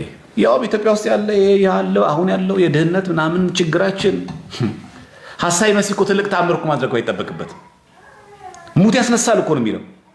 እዛ ነው መድረስ አይጠበቅበትም። እዛ ድረስ እንደው ሀብታም ነው የምትፈልገው ያርግልህ እኮ ነው የሚለው። ሀብት ማይፈልግ ማን አለ? አላያችሁም? ዲያቆናት እኔ ስም አልለቅስ እኔ አልነግርም እዚህ ላይ መቼስ ራሳችሁን ታውቃላችሁ። ከዲያቆናት ግብር ጋር አብሮ ማሄድ ፎሎወሩ እንዲጨምርለት እንደው ቫይራል ላይ ለመውጣት ከድቁናው ጋር አብሮ ማሄድ ነገር የሚያደርግ ሰው የለም። ስብከት መዝሙራን እኮ አይደለም ወይ ድቁናውን ቢተው አንድ ነገር እኮ ነው። ዓለማዊ ሰው ነው፣ በቃ መብቱ ነው። ደግሞ ለሌላ ያለ የገጠር ልጅ ነው ደግሞ ሄሎ ጋይስ ይላል ደግሞ ገብቶ ያው እንትን አራዳ ለመሆን ነው። በቃ በሱ ቤት እኮ በቃ የሆነ በቃ ጀማው ምናምን ያሉና ሚዲያ ላይ ያለውን አነጋገር ምናምን በቃ እንደው ብለምድ ምናምን ነገር እንደው የከተማ ልጅ ይሉኛ ምናምን እሱ በቃ ፊልተር አለ ያርጋታ ምናምን ያጸዳታ ምናምን ነገር እሱ እንደምንም ብሎ ብቻ መፈመስ ነው። እንደምንም ብሎ በቃ አለቀ። ያቺ ድህነት እኮ ነው። የታቸው ነው የተከባር እንደሆነ ከድቁናው ክህነት ጋር አብሮ ማሄድ ነገር እኮ ሚዲያ ላይ ወጥቶ እንዲያደርግ የሚያደርገው ድህነት ነው። የገንዘብ ማጣት ነው። መቸገር ያመጣው ችግር ነው። ስለዚህ ባይ ኤኒ ሚንስ መፈመስ እንዴትም ይባል የሚፈልጉት ይሄንን ነው። ስለዚህ ፎሎወር ይምጣ ገንዘብ ይምጣ። አቤት አንተ ፎሎወር አልየው እኮ ቲክቶክ ላይ እና ምን ይጠበስልን? ጓደኞች አንተን ስላዩ ነው እንደ ትልቅ ነገር የምትቆራው። ድህነት ምን ያክል ክፉ እንደሆነ አይታችኋል። አገልጋዮች መቆም በማይገባቸው እንዲቆሙ ያደርጋቸዋል። የማይመጠናቸው ሰው ሲሰሩ ታያላችሁ። የማይመጠነን ማለት ከኛ ጋር አብሮ ማሄድ ለምን? ድህነት ገንዘብ ማግኛ መንገድ ስለሚፈለግ። ታዲያ ሐሳይ መሲህ ሲመጣ ምንም ያደርግ ይመስላችኋል? ይሄ በጣም የሚገርማችሁ እዚህ አሁን እኔም በጣም እያፈርኩባቸው ያሉት እዚህ ቲክቶክ ላይ የምታያቸው እነዚህ በተለይ ክህነቱ ያለው ተውት፣ ሌላው ምንንም ተውት። ደግሞ ታዳጊ ዲያቆናት በጣም የምታዝኑት ምንድን ነው? አንድ የእግዚአብሔር ቃል ከመጽሐፍ ቅዱስ እንደው ብትጠይቋችሁ እኮ አያውቁም። የሚሰሩት ቪዲዮ ስታዩት ራሱ እንዴ ልጁ ምን ሆኖ ነው ትላላችሁ። በእውነት እንደው ምን ሆነ ነው እንደዚህ በዚህ ልክ እንደዚህ የሚወርዱት ትላላችሁ። ይሄ ምንድነው የተረዳሁት እኔ በቃ ምን ያክል የኑሮ ውድነት ኢትዮጵያ አሳሳቢ መሆኑንና አስቸጋሪ በመሆኑ ምክንያት ገንዘብ የምናገኝበት መንገድ ምንም ይሁን እንጠቀመዋለን። ታዲያ ሐሳይ መሲህ መጥቶ አሁን ታዲያ ሀብትን የምሰጥ ቢል እምቢ የሚል ያለ ይመስላችኋል? ይሄ ሰው እባካችሁን ከክህነታችሁ ጋር አብሮ የማይሄድ ነገር ማህበራዊ ሚዲያ ላይ አታርጉ። በቃ ድህነት ነው፣ መቸገር ነው። በቃ ጠይቁ፣ መለመን ይሻላል። አሰባስቡልን በሉ። ራስንም አውርደ ክህነቱንም አውርደ በማይገባ ከመሸቀጥ ማለት ነው። አንዳንዴ ደግሞ መፈመስ ይመስለኛል ወይ ጸጋህን መለየት። ዲያቆን የሚያደርገውና የማያደርገው እኮ መለየት ያስፈልጋል። ምመን ኮንኮ ምመን ነው ይባላል። ሁለት የተቀላቀለ ነገር ነው የምንሄደው ማለት አብረን ያለ ነው። በዚህ በኩልም ፋራ እንዳይባል ይጠራል፣ በዚህ በኩል ደግሞ አገልጋይ ነኝ ደግሞ ይላል። እዚህ ሐሳብ ሲመጣ እኔ ልወድቅ አልችልም የሚል ማንም የለም ከአገልጋይ ጀምሮ ማለት ምታዩት ነው። ወጣቱ እየሰራ ያለው ስትመለከቱ ተመልከቱት። ፎሎወሩ እንዲጨምር ፌመስ ለመሆን የማይጋጋጠው መጋጋጥ አለ እንዴ? ምን የማይጠረው ጥረት አለ? ምን የማይቧጥጠው ነገር አለ? ለምን? ድህነት በዚህ እንኳን ካለፈልኝ ብሎ። ታዲያ ሐሳይ መሲህ ቢመጣና ቢገለጥ ምን የሚያደርግ ይመስላችኋል? የግድ እጉን ማውራት ይጠበቅበታል? እንደውም በግልጽ ይናገራል እንጂ ህይወቴን የቀየረልኝ ነው ይላል። ኢትዮጵያ ውስጥ እንዳለው እንደዛ ሰውዬ ሽማግሌው አባባ ለስንቱ ትዳር ምክንያት አልሆኑ አቃለቅ። ስለዚህ ኢትዮጵያ ውስጥ አሁን ልክ ሐሳይ መሲህ ምናምን ሳይሆን ትልቅ ባለሀብት መጥቶ እንደዛ ቢያደርግ ብዙ ሰው እንደዛ ነው። እና ድህነት በጣም እጅግ በጣም ክፉ ነው። ለዛም ይመስለኛል አሁን ስለ ሐሳይ መሲህ ሲናገር እንደ ቀላል አድርገን የምናወራው ውጭ ያሉት ሰዎች አሉ። ምናልባት ማን ያውቃል ከኛ ይልቅ እንደው ውጭ እምነታቸው ዝቅተኛ የምላቸው ሰዎች እንደው የበለጠ ጠንካራ ይሆናሉ። ምናልባትም ከኛ የበለጠ እንደው እነሱ ሰማዕት የሚሆኑ ይመስላል። እና ሐሳይ መሲህ ሲመጣ ሲነገር ብዙዎቻችን እኔ አልሳሳትም በስማ ሐሳይ መሲህ ያውም ተገልጦ መጥቶ ምናምን አልቀበለውማ። ኧረ እባክህ ስንቱ እያሾረ አይደል እንዳሁን ያለው።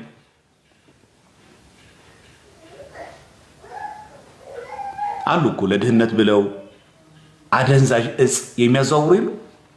አንወሻሽ የሉ። ድህነትን ለመሻገር ብለው ገንዘብ ለማግኘት ብለው በሃይማኖትም በመንግስትም የተወገዘን የማንቀበለው ነገር አደንዛዥ እጽ የሚሰጡ ሰዎች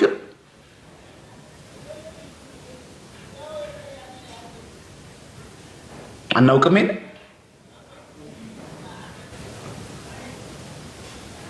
ለትልልቅ ባለ ሀብቶች ሴቶች ልጆችን ልጃገረዶችን የሚገብሩ ገንዘብ እየተከፈላቸው ሴት የሚያቀርቡ የሉ። ኃጢአት መሆኑ እያወቁ እንዴት አባት ሆነ ነው ታዲያ አንተን ያልተሰናከል የምትለው? አንተ ማነህ? በዚህ እየወደቅ ከዛ ባለ ሀብት የምታገኛቻችን ድቃቄ ሳንቲም ይፈልጋለህ እህቶች የምትገብሩ ያለው ሐሳይ መሲህ ሲመጣ አንተ ቤተሻን ትሸጣለህ እኮ። እኔ ጠንካራ ነኝ አትበሉ። እግዚአብሔር ይጠብቀን ሁላችንም። እኔ ጠንካራ ነኝ አይባልም እንዴ። ገንዘብ ተሰጥቶት የገዛ እኮ ጓደኛዋን የምትወዳትን ጓደኛ እኮ ለባህር ሀብት እኮ አሳልፈ መስጠት እኮ ሰው አለች። እኔና አንቺ በእኔና ባንቺ ይቅር ይሄን አክል ሰጥሻለሁ ብር እሷን አሳልፈች ብቻ ስጪኝ የቤቴ እንድትመጣ አድርጊ ብሎ የገዛ ወዳጇን እኮ አሳልፋ እኮ ለዝሙት መስጠት እኮ አለች። ይሄ ውሸት ነው። ሐሳይ መሲህ ሲመጣ ታዲያ ምን ሊያደርገን ይችላል? እኛ ነው ለገንዘብ እንደዚህ የሆነ ሰዎች ምን ልናደርግ እንችላለን? ይሄ ማለት ሁሉም ሰው እየተናገርኩ አይደለም፣ በብዛት መናገር እንጂ ሁሉም ሰው እንደዚህ ሰው ነው እያልኩ አይደለም። በጣም ጠንካራ ሰዎች አሉ፣ የማይሰነካከሉ ጠንካራ ሰዎች፣ በገንዘብ ወዳጃቸውን የማይክዱ፣ ለገንዘብ ቤተክርስቲያን የማይሸጡ፣ ድህነት ይሻለኛል ቤተክርስቲያን ከምክድ የሚሉ ሰዎች አሉ። ይሄማ ምን ጥያቄ ያለው? አሉ። እኛ ማናቃቸው እግዚአብሔር የሚያውቃቸው አሉ።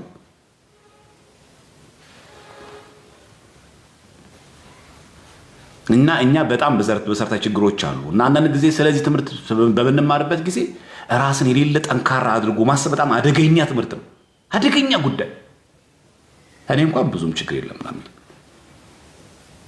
በዓለም ላይ ሐሳዊ መሲህ መጥቷል ተብሎ አሁን ዛሬ ማታ ሲኤንኤ ዜና ቢነገር የፈለጋችሁትን ያደርጋል ቢባል ገና ኢትዮጵያ ሳይደርስ ነው የምትሄድለት።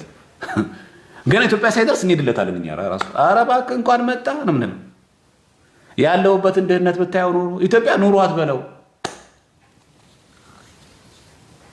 ኦርቶዶክስነት እኮ ታዲያ መተው አለብህ። ይቅራ ሀብት ካመጣ እንደዚህ አይነት ሰዎች የሉም እንዴ? አሉ። ክር ማሰር አይቻልም፣ ግን 60 ሺህ ብር ነው የወር ደመወዝ ይባል። ክር ይመጥ ሰው ደግሞ ያመቻል እኮ ጥቅሱን በራሱ ያው እግዚአብሔር እኮ ልቤን ያውቀዋል። ልጆችን ለማሳደግ ቢክር እንደበጠስኩ እሱ እኮ ያውቀዋል እያለ ማለት እቺ ምን ጫወታለች አይደል? እግዚአብሔር እኮ ያውቀዋል። ሮብና አርብ ተቀላቅሎበት አብሮ ከነሱ ጋር ስጋ እየበላ እግዚአብሔር እኮ ልቤን እኮ ያውቀዋል ማለት ለገንዘብ ያው ለ60 ሺህ እና ለ50 ሺህ ደሞዝ ገንዘብ አይታቸው ምን ያክል ሰውን እንደሚያስገድድ። ታዲያ ሐሳዊ መሲህ ታምር ማድረግ አለበት።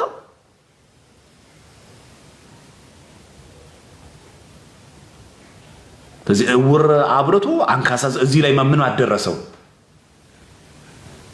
እኛ እኮ የኢኮኖሚ ችግራችን እኮ ከተቀረፈ እኮ ቤተክርስቲያን ደረሽ እኮ አንልም። ስራ ስናጣ እንዴት አድርገን ቤተክርስቲያን ደጅ ጠንተን እንደምናለቅስ እናውቀዋለን። እንዴት እያነባን ጠዋት ኪዳን አንቀር፣ ምህላ ማታ አንቀር፣ ቀን ቅዳሴ አንቀር፣ ስቅስቅን እያለቀሰ ረሳኸኝ ድንግል ማርያም እንደዚህ ነው ያንቺ ነገር፣ ሚካኤል ያሳደከኝ መልአክ፣ ጊዮርጊስ ያደኩበት ደብር እንዲያርገኝ ልትቀር ነው ብለን እንዴት እንደምናለቅስ አንወጣም እኮ ቤተክርስቲያን እኮ እንባችን እንዴት እንደሚፈስ። ስራ በተቀጠረም በወሩ የለንም፣ ቅዳሴም የለንም፣ ኪዳንም የለንም፣ ማህሌትም የለንም፣ ምህላም የለንም፣ ጉባኤም የለንም። በበሩ እንኳን ስናልፍ እንዲህ ነው የምንለው፣ ጤና ይስጥልን። ውለታ በሊታ ነን። በደሞዝ ያውም እኮ ለቤት ክራይ እንኳን የማይበቃ ለአስቤዛ እንኳን የማይበቃ ደሞዝ። እኛ ታዲያ ሐሳዊ መሲህ ሲመጣ ከዚህ በለጠ እግዚአብሔር አንከደውም። እኛ ለምነ ነው ተማጽነው ስራ በሰጠ በእግዚአብሔር በሱ ላይ እንታበያለን። ሰው ባረገን በእግዚአብሔር ከሰውነት ተራ በወጣንበት ዘመን ከኛ ጋር በቆመ እግዚአብሔር እሱ ዛሬ ይካዳል። ጤና በሰጠ እድሜ የሚጨምር እሱ በርዝዴ የሚከበረው በጭፈራ የሚመሰገነው ሰይጣን እድሜ የሰጠ እግዚአብሔር የፈጠረ እግዚአብሔር እድሜ እየጨመረ በየዓመቱ አዳዲስ ዓመት የሚሰጠው እግዚአብሔር በርዝዴ ላይ ግን ተመስገን ተብሎ የሚመሰገነው ግን ዲያብሎስ በጭፈራ በዳንስ በዝሙት። ማን? እኛ መንፈሳውያን። ማን? እኛ ቤተክርስቲያን ያደግን ሰዎች፣ እኛ ሰንበት ያለን ሰዎች። ጨፋሪ ያለን እንዳለ ያለው የሚሰጥ እግዚአብሔር የሚመሰገን ሌላ። እድሜ የሰጠኝ እግዚአብሔር ተመስገን፣ እድሜ ለልሳ ዘመን ለፍሳ ስጠኝ ብሎ ኬክ እኮ አይቆረስም። ከዛ እኮ ጭፈራ አለው፣ ከዛ እኮ ስካር አለው፣ ከዛ እኮ ዝሙት አለው። የአንዳንዶችማ እኮ በርዝዴይ እኮ ሰርግ ነው፣ ፓሪ ሁሉ ጭፈራ ሁሉ አለው። ጭራሽ የብዙ ሰዎች የዝሙት ምክንያት የገሊትን እኮ በርዝዴይ ልናከብር ሄደን ነው ከገሊት ጋር እኮ የወደኩት እንዴ ተባባልን። ያውም እኮ አገልጋዩ ማለት እንጂ እግዚአብሔር ይመስገን ለዚህ ያደረስከን እድሜ ሰጥተኸኛል ተመስገን እግዚአብሔር። ከዛ ኬኩን ቆራሰው ችግር የለም ኬኩ ላይ አሁንም ቀሪ ዘመኔን ባርክልኝ፣ ለስጋው ደግሞ አብቃኝ፣ መልካም ነገርን አሰማኝ፣ ለመልካም ነገር አድርሰኝ፣ ክፉ ነገር ያርቅልኝ። እድሜ ሰጠኸኝ አንተ ነህ ተመስገን። አይመሰገንም እግዚአብሔር? አይገባው? ለሱ ይበዛበታል ይሄ።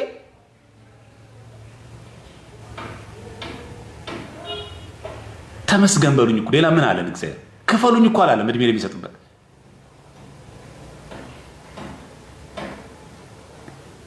ይሄ እኮ አይፎን ቢሞላ ድርጅቱ ላይ ሄዳችሁ እኮ ብር ከፍላችሁ ትጨምራላችሁ። ስፔስ ቢሞላ ስፔሱ ከድርጅቱ ነው በዶላር የምትገዙት። እግዚአብሔር እኮ ሞልቷል። በቃ እድሜ አንተ ንስሐ የምትገባበት ጊዜም የለም። በቃ አንድ ተጨማሪ ድል ለመስጠት ተጨማሪ አንድ ፓኬጅ ግዛ አላለም እኮ በነፃ። ስሙ የተመሰገነ ይሁን። እንደዚህ አይፎን ያላረገን አምላክ በነፃ ተጨማሪ ግዙ አየር ሰዓት የተሰጠ በቅቷል። እኮ የተሰጠኝ የያዝኩት በቃኝ ብሎ እኮ ነው ስልክ የጫንክብኝ ፎቶ፣ ቪዲዮዎቹ፣ ፋይሎች በሙሉ በዝቶብኛል። በቃ ከዚህ በለጠ አልችልም። ከፈለክ ጨምር ነው ሌላ ኤክስተርናል የተሰጠህን ችያለሁ። የተሰጠኝን በቃ በቂ ይዣለሁ ነው። እግዚአብሔር ግን የሰጠው በቂ ነው። አልጠቀምክበትም። ልግደል አይልም። እድሜ ለንስሐውንም ይጨምራል። ስለዚህ አንዘባበትበት እግዚአብሔር ላይ። ስለዚህ ሐሳዊ መሲህ ሲመጣ ምን ሆናለሁ የሚለው ሰው እኔን እግዚአብሔር ይጠብቀኝ ማለት ነው እንጂ የሚገባው አንታበይ፣ ልወድቅ አልችልም አይባልም።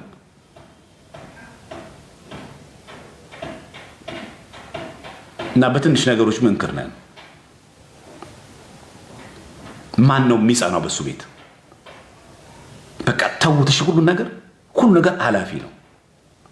ዝና በሉት፣ ገንዘብ በሉት፣ መታወቅ በሉት፣ ሀብት በሉት፣ ሁሉ ነገር ያልፋል። ውበትም ቢሆን ያልፋል። እንናገረዋለን፣ ተግባራዊ የሚከብደን ግን ሪያሊቲ ነው። አላየም እግዚአብሔር አምላክ ካጠገብ እየወሰደ ሰው የምትወዳቸው ወዳጆችን የልብ የምትያቸውን ሰዎችን አልወሰደም እግዚአብሔር አምላክ በሞት ተዘጋጅ እያለሽ እኮ ነው። እንደዚህ እንዳማረብሽ አትቀጥይም። አርጅተሻል የምትሞቺው። ይኸው በአንቺ እድሜ እኮ ገሌት ወስጃለሁ፣ በአንተ እድሜ እኮ ገሌት ወስጃለሁ፣ ሳረጅ ነው ሞተው እንዳትል። ይኸው እንደዚህ በወጣትነት ወስዳለሁ፣ ተዘጋጅ እያለ ነው እኮ። አላርም እኮ ነው እያሳየ ያለው። ሀዛርድ እኮ ነው። ተዘጋጅተህ ኑሩ። እኔም ልመጣብህ እችላለሁ። አጠገብ በአንተ እድሜ ያለውን የምወስድብህ እኮ እንድትዘጋጅ ነው። ሰው ሲያረጅ ብቻ ነው የሚወጣው፣ ሲታመም ብቻ ነው አትበል። በድንገተኛ የሚወሰድም አለ። ሰው ላይ እንድንፈርድ አልታዘዝንም። መጽሐፍ ቅዱስ የሚለው በሃይማኖት ብትኖሩ ማንን መርምሩ የሚለው ራሳችሁ መርምሩ አለ የሚለው። ራስን መመርመር። ገንዘብ የማያታለው ማን ነው ከኛ መካከል? የደሞዝ ጭማሪ የማያስጎመጀው ማን አለ ከኛ መካከል?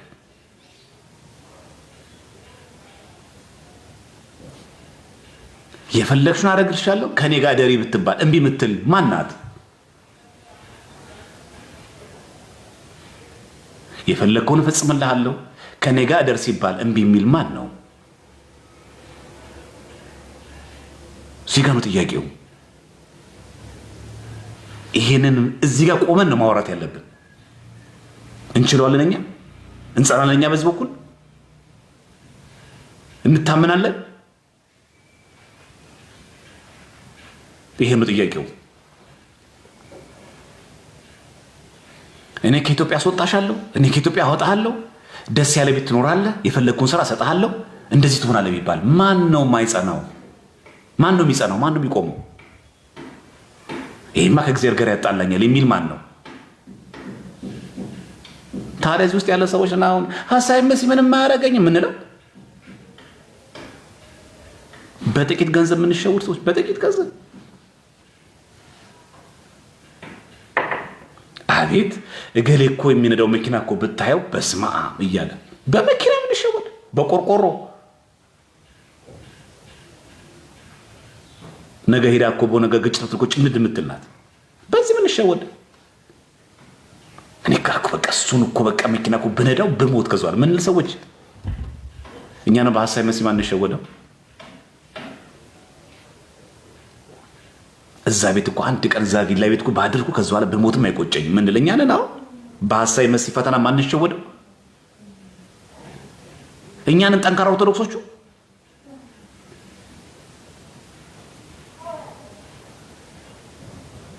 እግዚአብሔር ለሁላችንም ጽናትን ያድለ። እንደዛ ነው የሚባለው። በቃ ያ ጽናን በቤቱ አብ ከተከላቸው ጋር ያድርገን። እግዚአብሔር አብ ያልተከለው ተክል ስለሚነቀል አብ ከተከላቸው ጋር ያድርገን። በገንዘብ የማይታል ማን ነው? በስልክ የሚልኳ የሚሸወድ ሰው አለ። በስልክ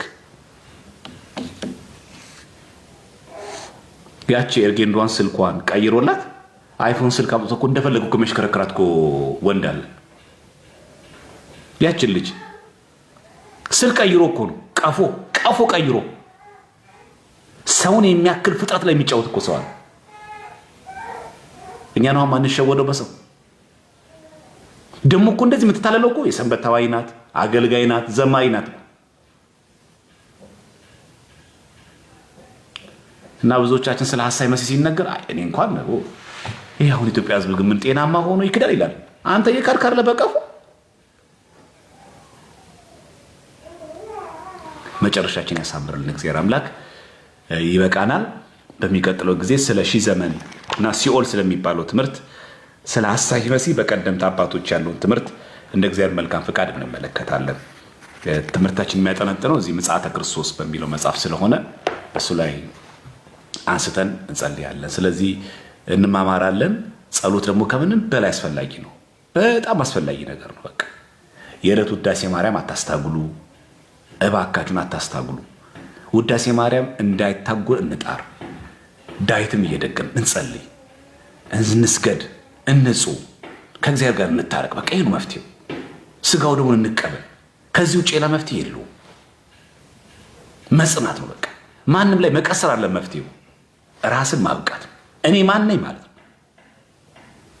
ሰው ለመፍረድ መጀመር እኔ ማን ነኝ።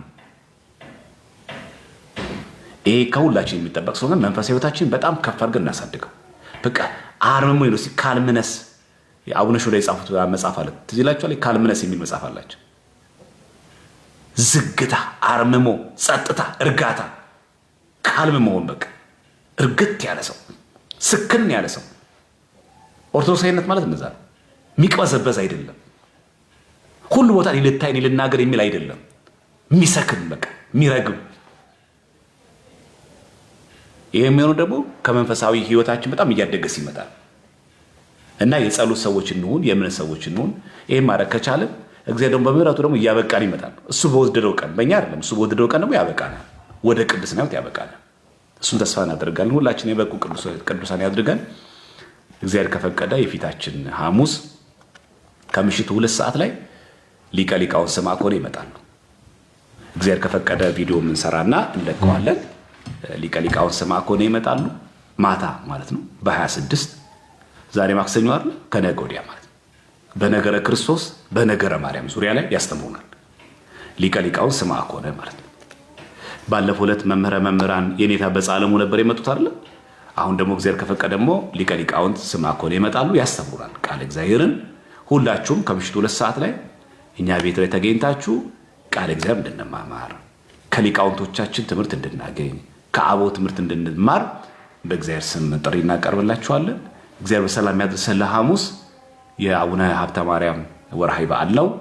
በዛን ጊዜ እንገናኛለን። ሁላችንም በቤቱ ተገኝተን ደግሞ ቃል እግዚአብሔርን ለመማር እግዚአብሔር አምላክ ያብቃን። በተለይ እነዚህ ሊቃውንቶች ትልቅ ቦታ እንስጣቸው። አሁን እኛ ነን ወደ ፊት ለፊት መተን፣ ሊቃውንቶቻችን ደግሞ ከኋላ አሉ። መሆን ያለበት እነሱ ከፊት ለፊት መሆን አለባቸው። ሊቃውንቶች መቅደም አለባቸው። ሊቃውንቶች ማስተማር አለባቸው። ይሄ ደግሞ ምቹ መንገድ መፍጠር ያለብን እኛ ነን። ስለዚህ ምን ማድረግ አለብን? ኦርቶዶክሳውያን ሁላችንም ዛሬ ሊቀ ሊቃውንት ስምዐኮነን ጠርተናል። ለሚቀጥለው ጊዜ ደግሞ እግዚአብሔር ከፈቀደ ሊቀ ሊቃውንት ዮሴፍ ደሳለኝን የሊቃውንት ጉባኤ አባል ናቸው። እሳቸውን ደግሞ ጠርተን እንደዚሁ ማህበራዊ ሚዲያው ላይ ቲክቶክ ላይ እየመጡ እኛን ማስተማር፣ ዲቤት እንዲያደርጉ ከመናፍቃን ጋር ጉንጭ አልፋ ክርክር እንዲያደርጉ አይደለም፣ አይመጥናቸው ለነሱ። እኛ ግን እንዲመልሱ የምንፈልጋቸው ጥያቄዎች አሉ አይደለም? ጥያቄዎቻችንን እንደዛ እናደርጋለን። የመጀመሪያ ዙር እንደዛ እናደርጋለን። ስለዚህ በመጀመሪያ ዙር ይሄን እናደርጋለን። በሚቀጥለው ጊዜ ግን እንደ ምክረ አበው እናዘጋጃለን ማለት ነው እና የኔታ ሊቀ ሊቃውንት ስምዐኮነ እመጣለሁ ብለዋል ምሽቱ 2 ሰዓት ላይ። ሁላችንም በዚሁ ተገኝተን ሊቀ ሊቃውንት ስምዐኮነን አግኝተናቸው ፎሎወራቸው እንዲጨምር 1000 ከሞላ ወዲያው የዛን ቀን በቪዲዮ ይገባሉ።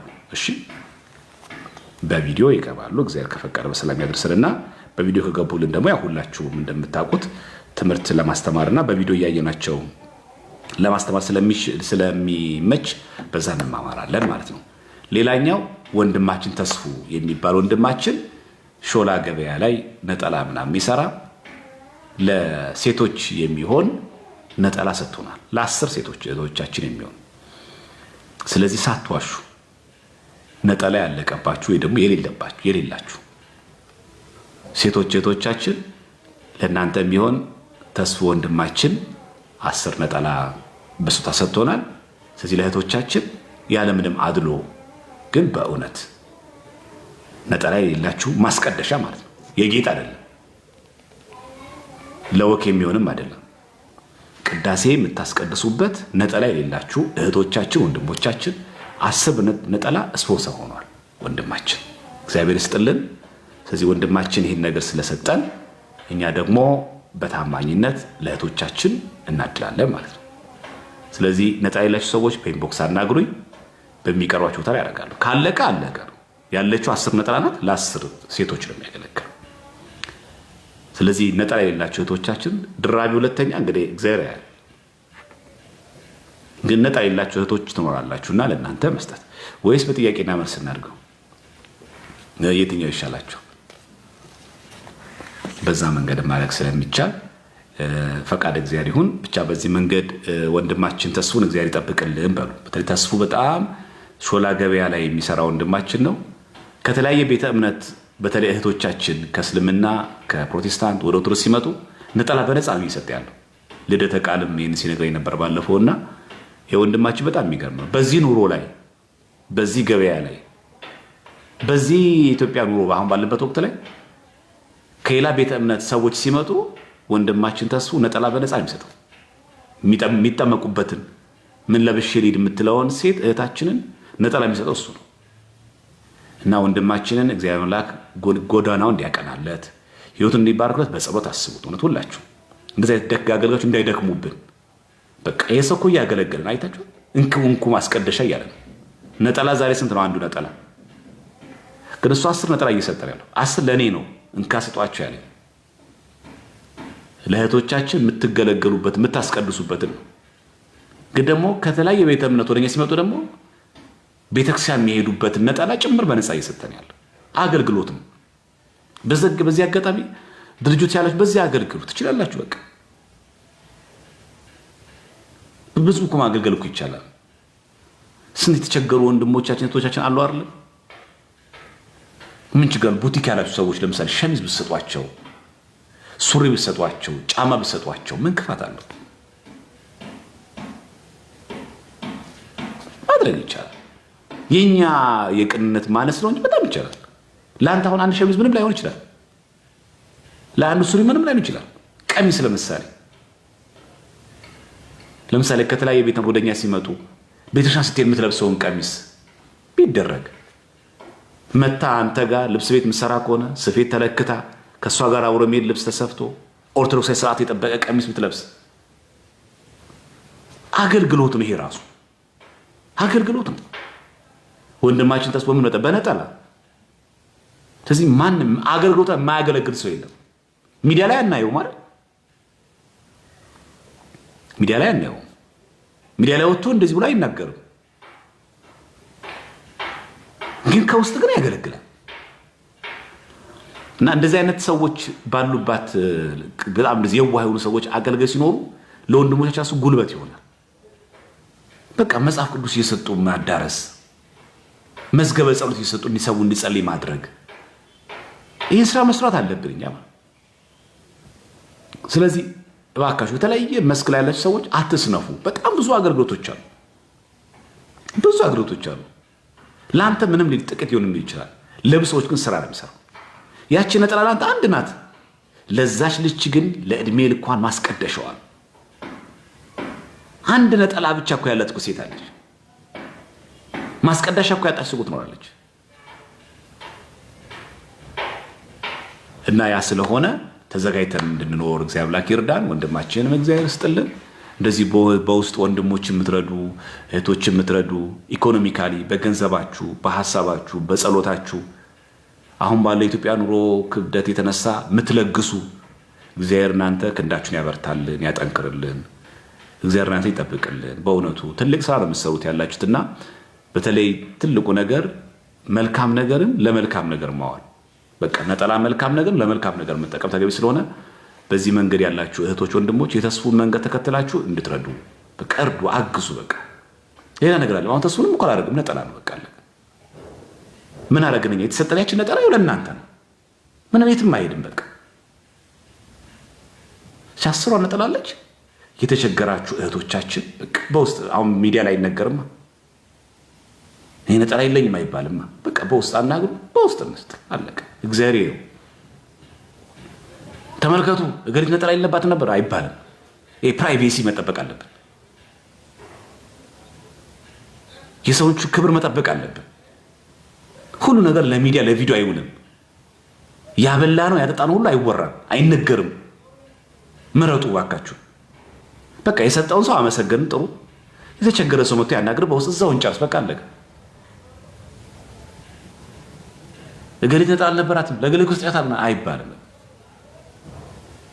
እንደዚህ ለማሳየት ከፈለክ ሄድና የበርዘዴ ዋቀ ሰጣት ሰርፕራይዝ አድርጋ ሰው በሰጠው ስጦታ ላይ አንተ አትመጻደቅበት።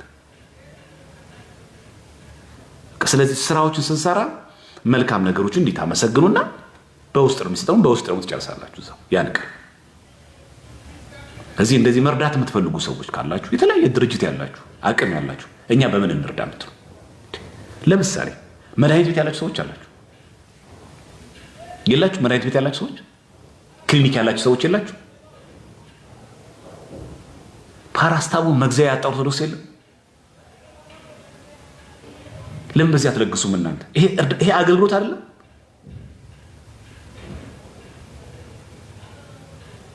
ስለዚህ የሕክምና ባለሙያዎች የሆናችሁ ሰዎች እውነቴን ነው የምላችሁ፣ ስንት ፋርማሲ ያለው ስንት ክሊኒክ ያለው ኦርቶዶክስ አለ እኮ። እኔ እንኳን ማውቃችሁ ስንት አላችሁ? መድኃኒት እኮ መግዣ እኮ ያጣ ኦርቶዶክስ እኮ አለ።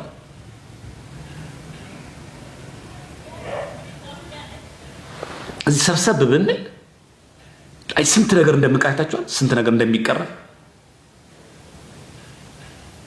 እዚህ ክሊኒክ ያለው አገልጋይ ነው ማለት ነው። የግድ አገልግሎት ማለት ወጥቶ መስበክ መዘመር ማለት አይደለም። እቺ እኮ አገልግሎት ናት በራሷ። በሙያ ማገልገልም እኮ አለ። ሐኪሞች ሆናችሁ ዶክተሮች ሆናችሁ ባላችሁበት አካባቢ ላይ ያሉትን አበው አባቶቻችንን አገልጋዮችን አረጋውያን አባቶቻችን ካህናትን ሄዳችሁ ሕክምና ሰርቪስ ብትሰጡ አገልግሎት አለም። የግድ ገንዘብ መሆን አለበት እንዴ?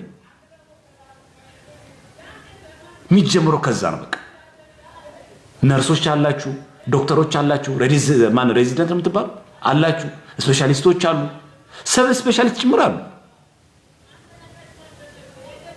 እናንተ ሰዎች እኮ በአካባቢያችሁ ያለውን እኮ ካህን በአካባቢያችሁ ያለውን አገልጋይ የሕክምና እጦት አይቶ የሚሰቃየውን እኮ ብታዩት እኮ እናንተ ሪኮመንድ ብታደርጉት እኮ ብትከታተሉት እኮ ይሄ አገልግሎት። ስለዚህ አገልግሎት ዘርፉ በጣም ብዙ ነው እና በአንድ ወንድሞች ላይ ብቻ አንጣሉ። ልክ እንደ ተስፉ እኔ ነጠላ አግዛለሁ፣ እኔ ይህን ነገር ማድረግ እችላለሁ፣ እኔ እንደዚህ በቁሳቁስ አይታችኋል። ተስፋ ያደረገው በቁሳቁስ በቃ በነጠላ እንኩ ወይን 10 ነጠላ ማጉደል ቀላል ነገር ነው። ሚኒመም አንድ ነጠላን አስቡትና አባዙት። ሴቶች እህቶቻችን ነጠላ ስንት የምትገዙት? ይሄን አባዙት እስኪ እናንተ በ10።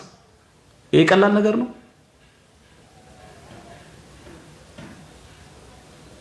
ለምን? ስላመነ እኮ አይታችኋል።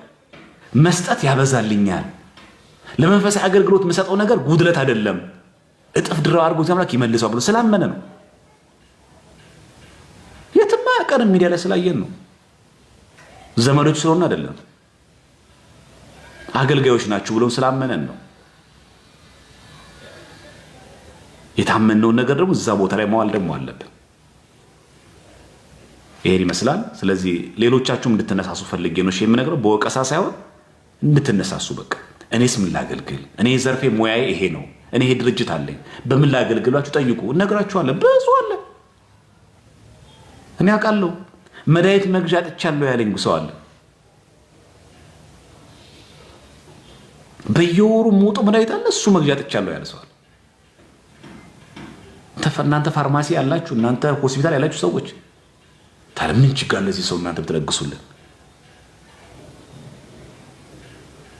ይሄ ማከም አይደለም? ይሄ ሰው ማዳን አይደለም? ይሄ እንደዚህ መተባበር፣ እንደዚህ መሰናጠል፣ ይሄ ማለት ታዲያ ሁሉም ሰው ድሃ ሆኖ ሁሉንም በነፃ ማከም አይደለም። ሴቨር የሆነ ችግር ያለባቸው በከፍተኛ ችግር ውስጥ ያሉ ሰዎችን ማገዝ መርዳት ይገባናል። ታመሜ ጎብኝታችኋል የሚል ጠይቃችሁኛል እኮ ነው የሚል ታመሜ አይደል? ይሄ እኮ ነው ጌታችን ለፍርድ ሲመጣ ከሚጠይቀን ጠይቃ አንዱ እኮ ታመሜ ጠይቃችሁኛል። ስለዚህ በሙያም ማገልገል ይቻላል፣ በገንዘብ ማገልገል ይቻላል፣ በቁሳቁስ ማገልገልም ጭምር ይቻላል። ይሄን እንድናደርግ እግዚአብሔር አምላክ ይርዳል ለማለት ነው። እግዚአብሔር ይስጥልን።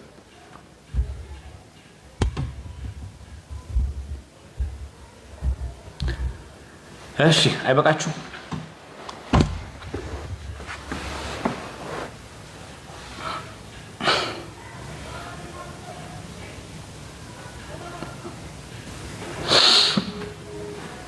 እና እቺን መጽሐፍ እንዳትረሱ። እቺ ምጽአተ ክርስቶስ የምትለዋ መጽሐፍ እሷን በደንብ አክተን እናያታለን። ከነገር ምጽአቱ ጋር በተያያዘ ቤተክርስቲያን ትምህርት ምን እንደሆነ ስለምንማማር በሚገባ መማማር ያስፈልጋልና ገብቷችኋል? ስለ ሐሳዌ መሲህ ዛሬ የተማርነው ነገር በጣም ገብቷችኋል? ግልጽ ነው ሐሳቡ አይደል? ሐሳዌ መሲህ በተመለከተ ሊኖረን የሚገባው ምልከታ መዘጋጀት ነው። በቃ አለቀ። የትም ጽዋ ማህበር መሸቆጥ ምናምን አያስፈልግም። በቃ ጾም፣ ጸልይ፣ ስገድ። አስፈላጊ ከሆነ ገዳማት አሉ፣ ሱባኤ ግባ፣ ሂድ። ጊዜ ካለ በጣም ጥሩ። ከሰው ተለይተህ ጾም፣ ጸልይ። አባቶች አሉ፣ ካህናት አሉ፣ ቁርባን አለ፣ ቤተክርስቲያን አለች። የመዳን መንገድ ቤተክርስቲያን ናት። ከዚህ ውጭ የመዳን መንገድ የለም። እዚህም አትወሸቁ። በቃ አለ ምን በቃ በሩ ክፍት ነው። በቃ ስገድ 200 አሁን እዚህ ያለነው ጾመነ ሐዋርያት አይደል? ጾም እኮ ነው ያለነው። ስገዳ 1000ም ስገድ ከቻልክ ስገድ። ስንፍናችን በቤተክርስቲያን አናላክክ። እኔ የቆረብኩት እገሌ ሰምቼ ነው አትበሉ። እኛ ምን ሰብከው ሌላ የተለየ ወንጌል አይደለም። ባህታዊ የሚስበከው፣ ዘማሪያ የሚናገረው፣ ጳጳስ የሚናገረው የቤተክርስቲያን ትምህርት ነው። ስልጣን ባለው አካል ይነገራል፣ ሁለተኛው ደግሞ ዝቅ ባለ ሰው ይነገራል። ትምህርቱ ግን አንድ ነው፣ ወጥ ነው። ስለዚህ ይሄንን ከአጽንኦት እንድትይዙ ነው። እህቶቻችን ሆናችሁ ነጠላ ችግር ያለባችሁ በኢንቦክስ ጻፉልን። ይሄን ማድረግ እንችላለን። በተረፈ አቅም ያላችሁ በተለያየ ቁሳቁሶች ልክ እንደ ወንድማችን ተስፉ ለጠላ እንዲህ እንደሰጠው አይነት እኔ በዚህ መንገድ እንዲህ ማርዳት ፈልጋለሁ፣ ማገዝ ፈልጋለሁ ሰዎች ካላችሁ ምንም ችግር የለም። እሺ ነጠላ ላሉት በጥያቄ ይሁን። እሺ ጥያቄ በጥያቄና መልስ እናድርገው ይሻላችኋል። በጥያቄና መልስ ይሁን ነጠላ የትኛው ይሻላል? በጥያቄና መልስ ይሁን ነጠላ። ማረሳው ግፉ ግን አይታችኋል? አዎ ሲል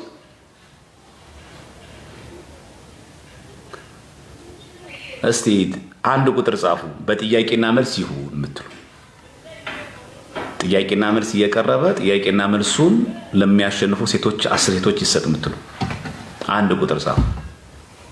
ኢትዮጵያ ብቻ በዚህ ይውጣ። የትምህርቱ ውጤትም በዚህ ታዩታላችሁ። አሁን የተማማርነው ውጤት ማለት ነው። እሺ ለሌላቸው ይሰጥ የምትሉ 2 ቁጥር። አይ በጥያቄና መልስ ይሁን እንደምትሉ አንድ ቁጥር ጻፉ። እስቲ ማን እንደሚበዛ እንይ እስቲ። ለሌላችሁ ሰዎች ይሰጥ የምትሉ 2 ቁጥር። አይ በጥያቄና መልስ የምትሉ አንድ ቁጥር ጻፉ። ችግር የለም፣ ነፃ ሆናችሁ።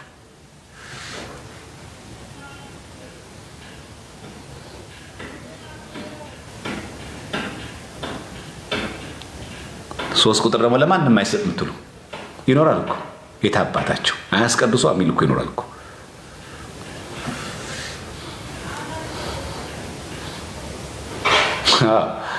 ታባታቸው ለማንም አይሰጥም፣ የራሳቸው ጉዳይ የሚል እኮ አለ።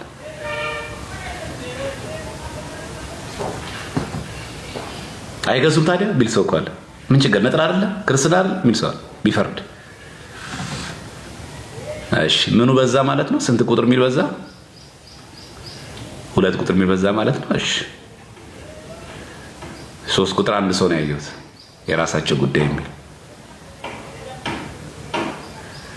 እሺ የሌላቸው ሰዎች እንደዛ እናደርጋለን። ግን ስትመጡ በተአማኝነት እሺ፣ በተአማኝነት ነጠላ ነው የሚያገለግለው፣ ለቅዳሴ ነው፣ የምታስቀድሱበት ነው፣ ኪዳን የምታደርሱበት ነው፣ ቤተክርስቲያን የምትሄዱበት ነው፣ ጉባኤ የምትማሩበት ነው። ስለዚህ አንዳንድ ነጠላ በችግር ላይ ያላችሁ፣ ችግር ማለት ነጠላ ማስቀደሻ የሌላችሁ ተቀደደብኝ ብላችሁ የምትሳቀቁ ጨርሱም የሌላችሁ እህቶች፣ ለሴቶች ነው ያለው ነጠላው። ስለዚህ በኢንቦክስ ጻፉ። ባላችሁበት ድረስ በሚችለው መንገድ ለማድረስ እንሞክራለን። እግዚአብሔር የሁላችን መጨረሻ ያሳምርልን። እሺ ቤንጃሚን፣ እሺ ግባ እስቲ ጥያቄ ያለኝ ብለሃል። እሺ ግባ።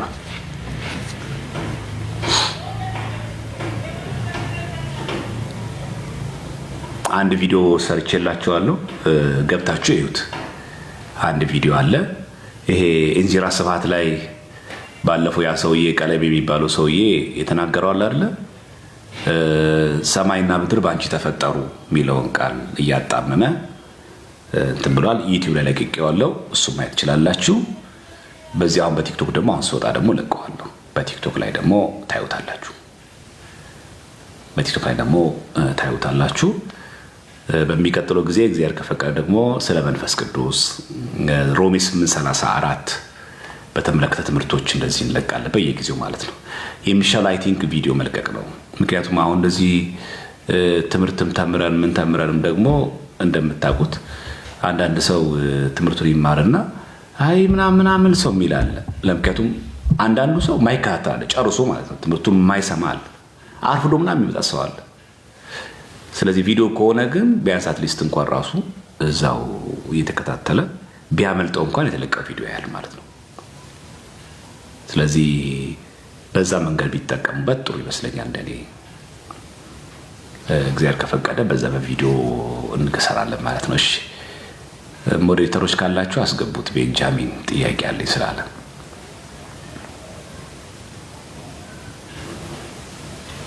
እሺ አልጠፋም። እኔ እኮ ላይቭ ብዙ ጊዜ እኮ ማልገባው ምቹ ሰዓት ላይ ሳገኝ ነው የምገባው።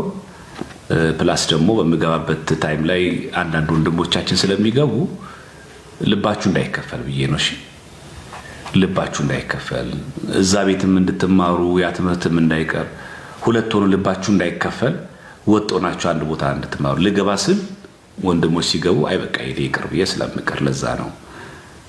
ሰዓቱም ደግሞ ስለማይበቃ ለዛ ብዬ ነው እንጂ እየገባን እንማማራለን።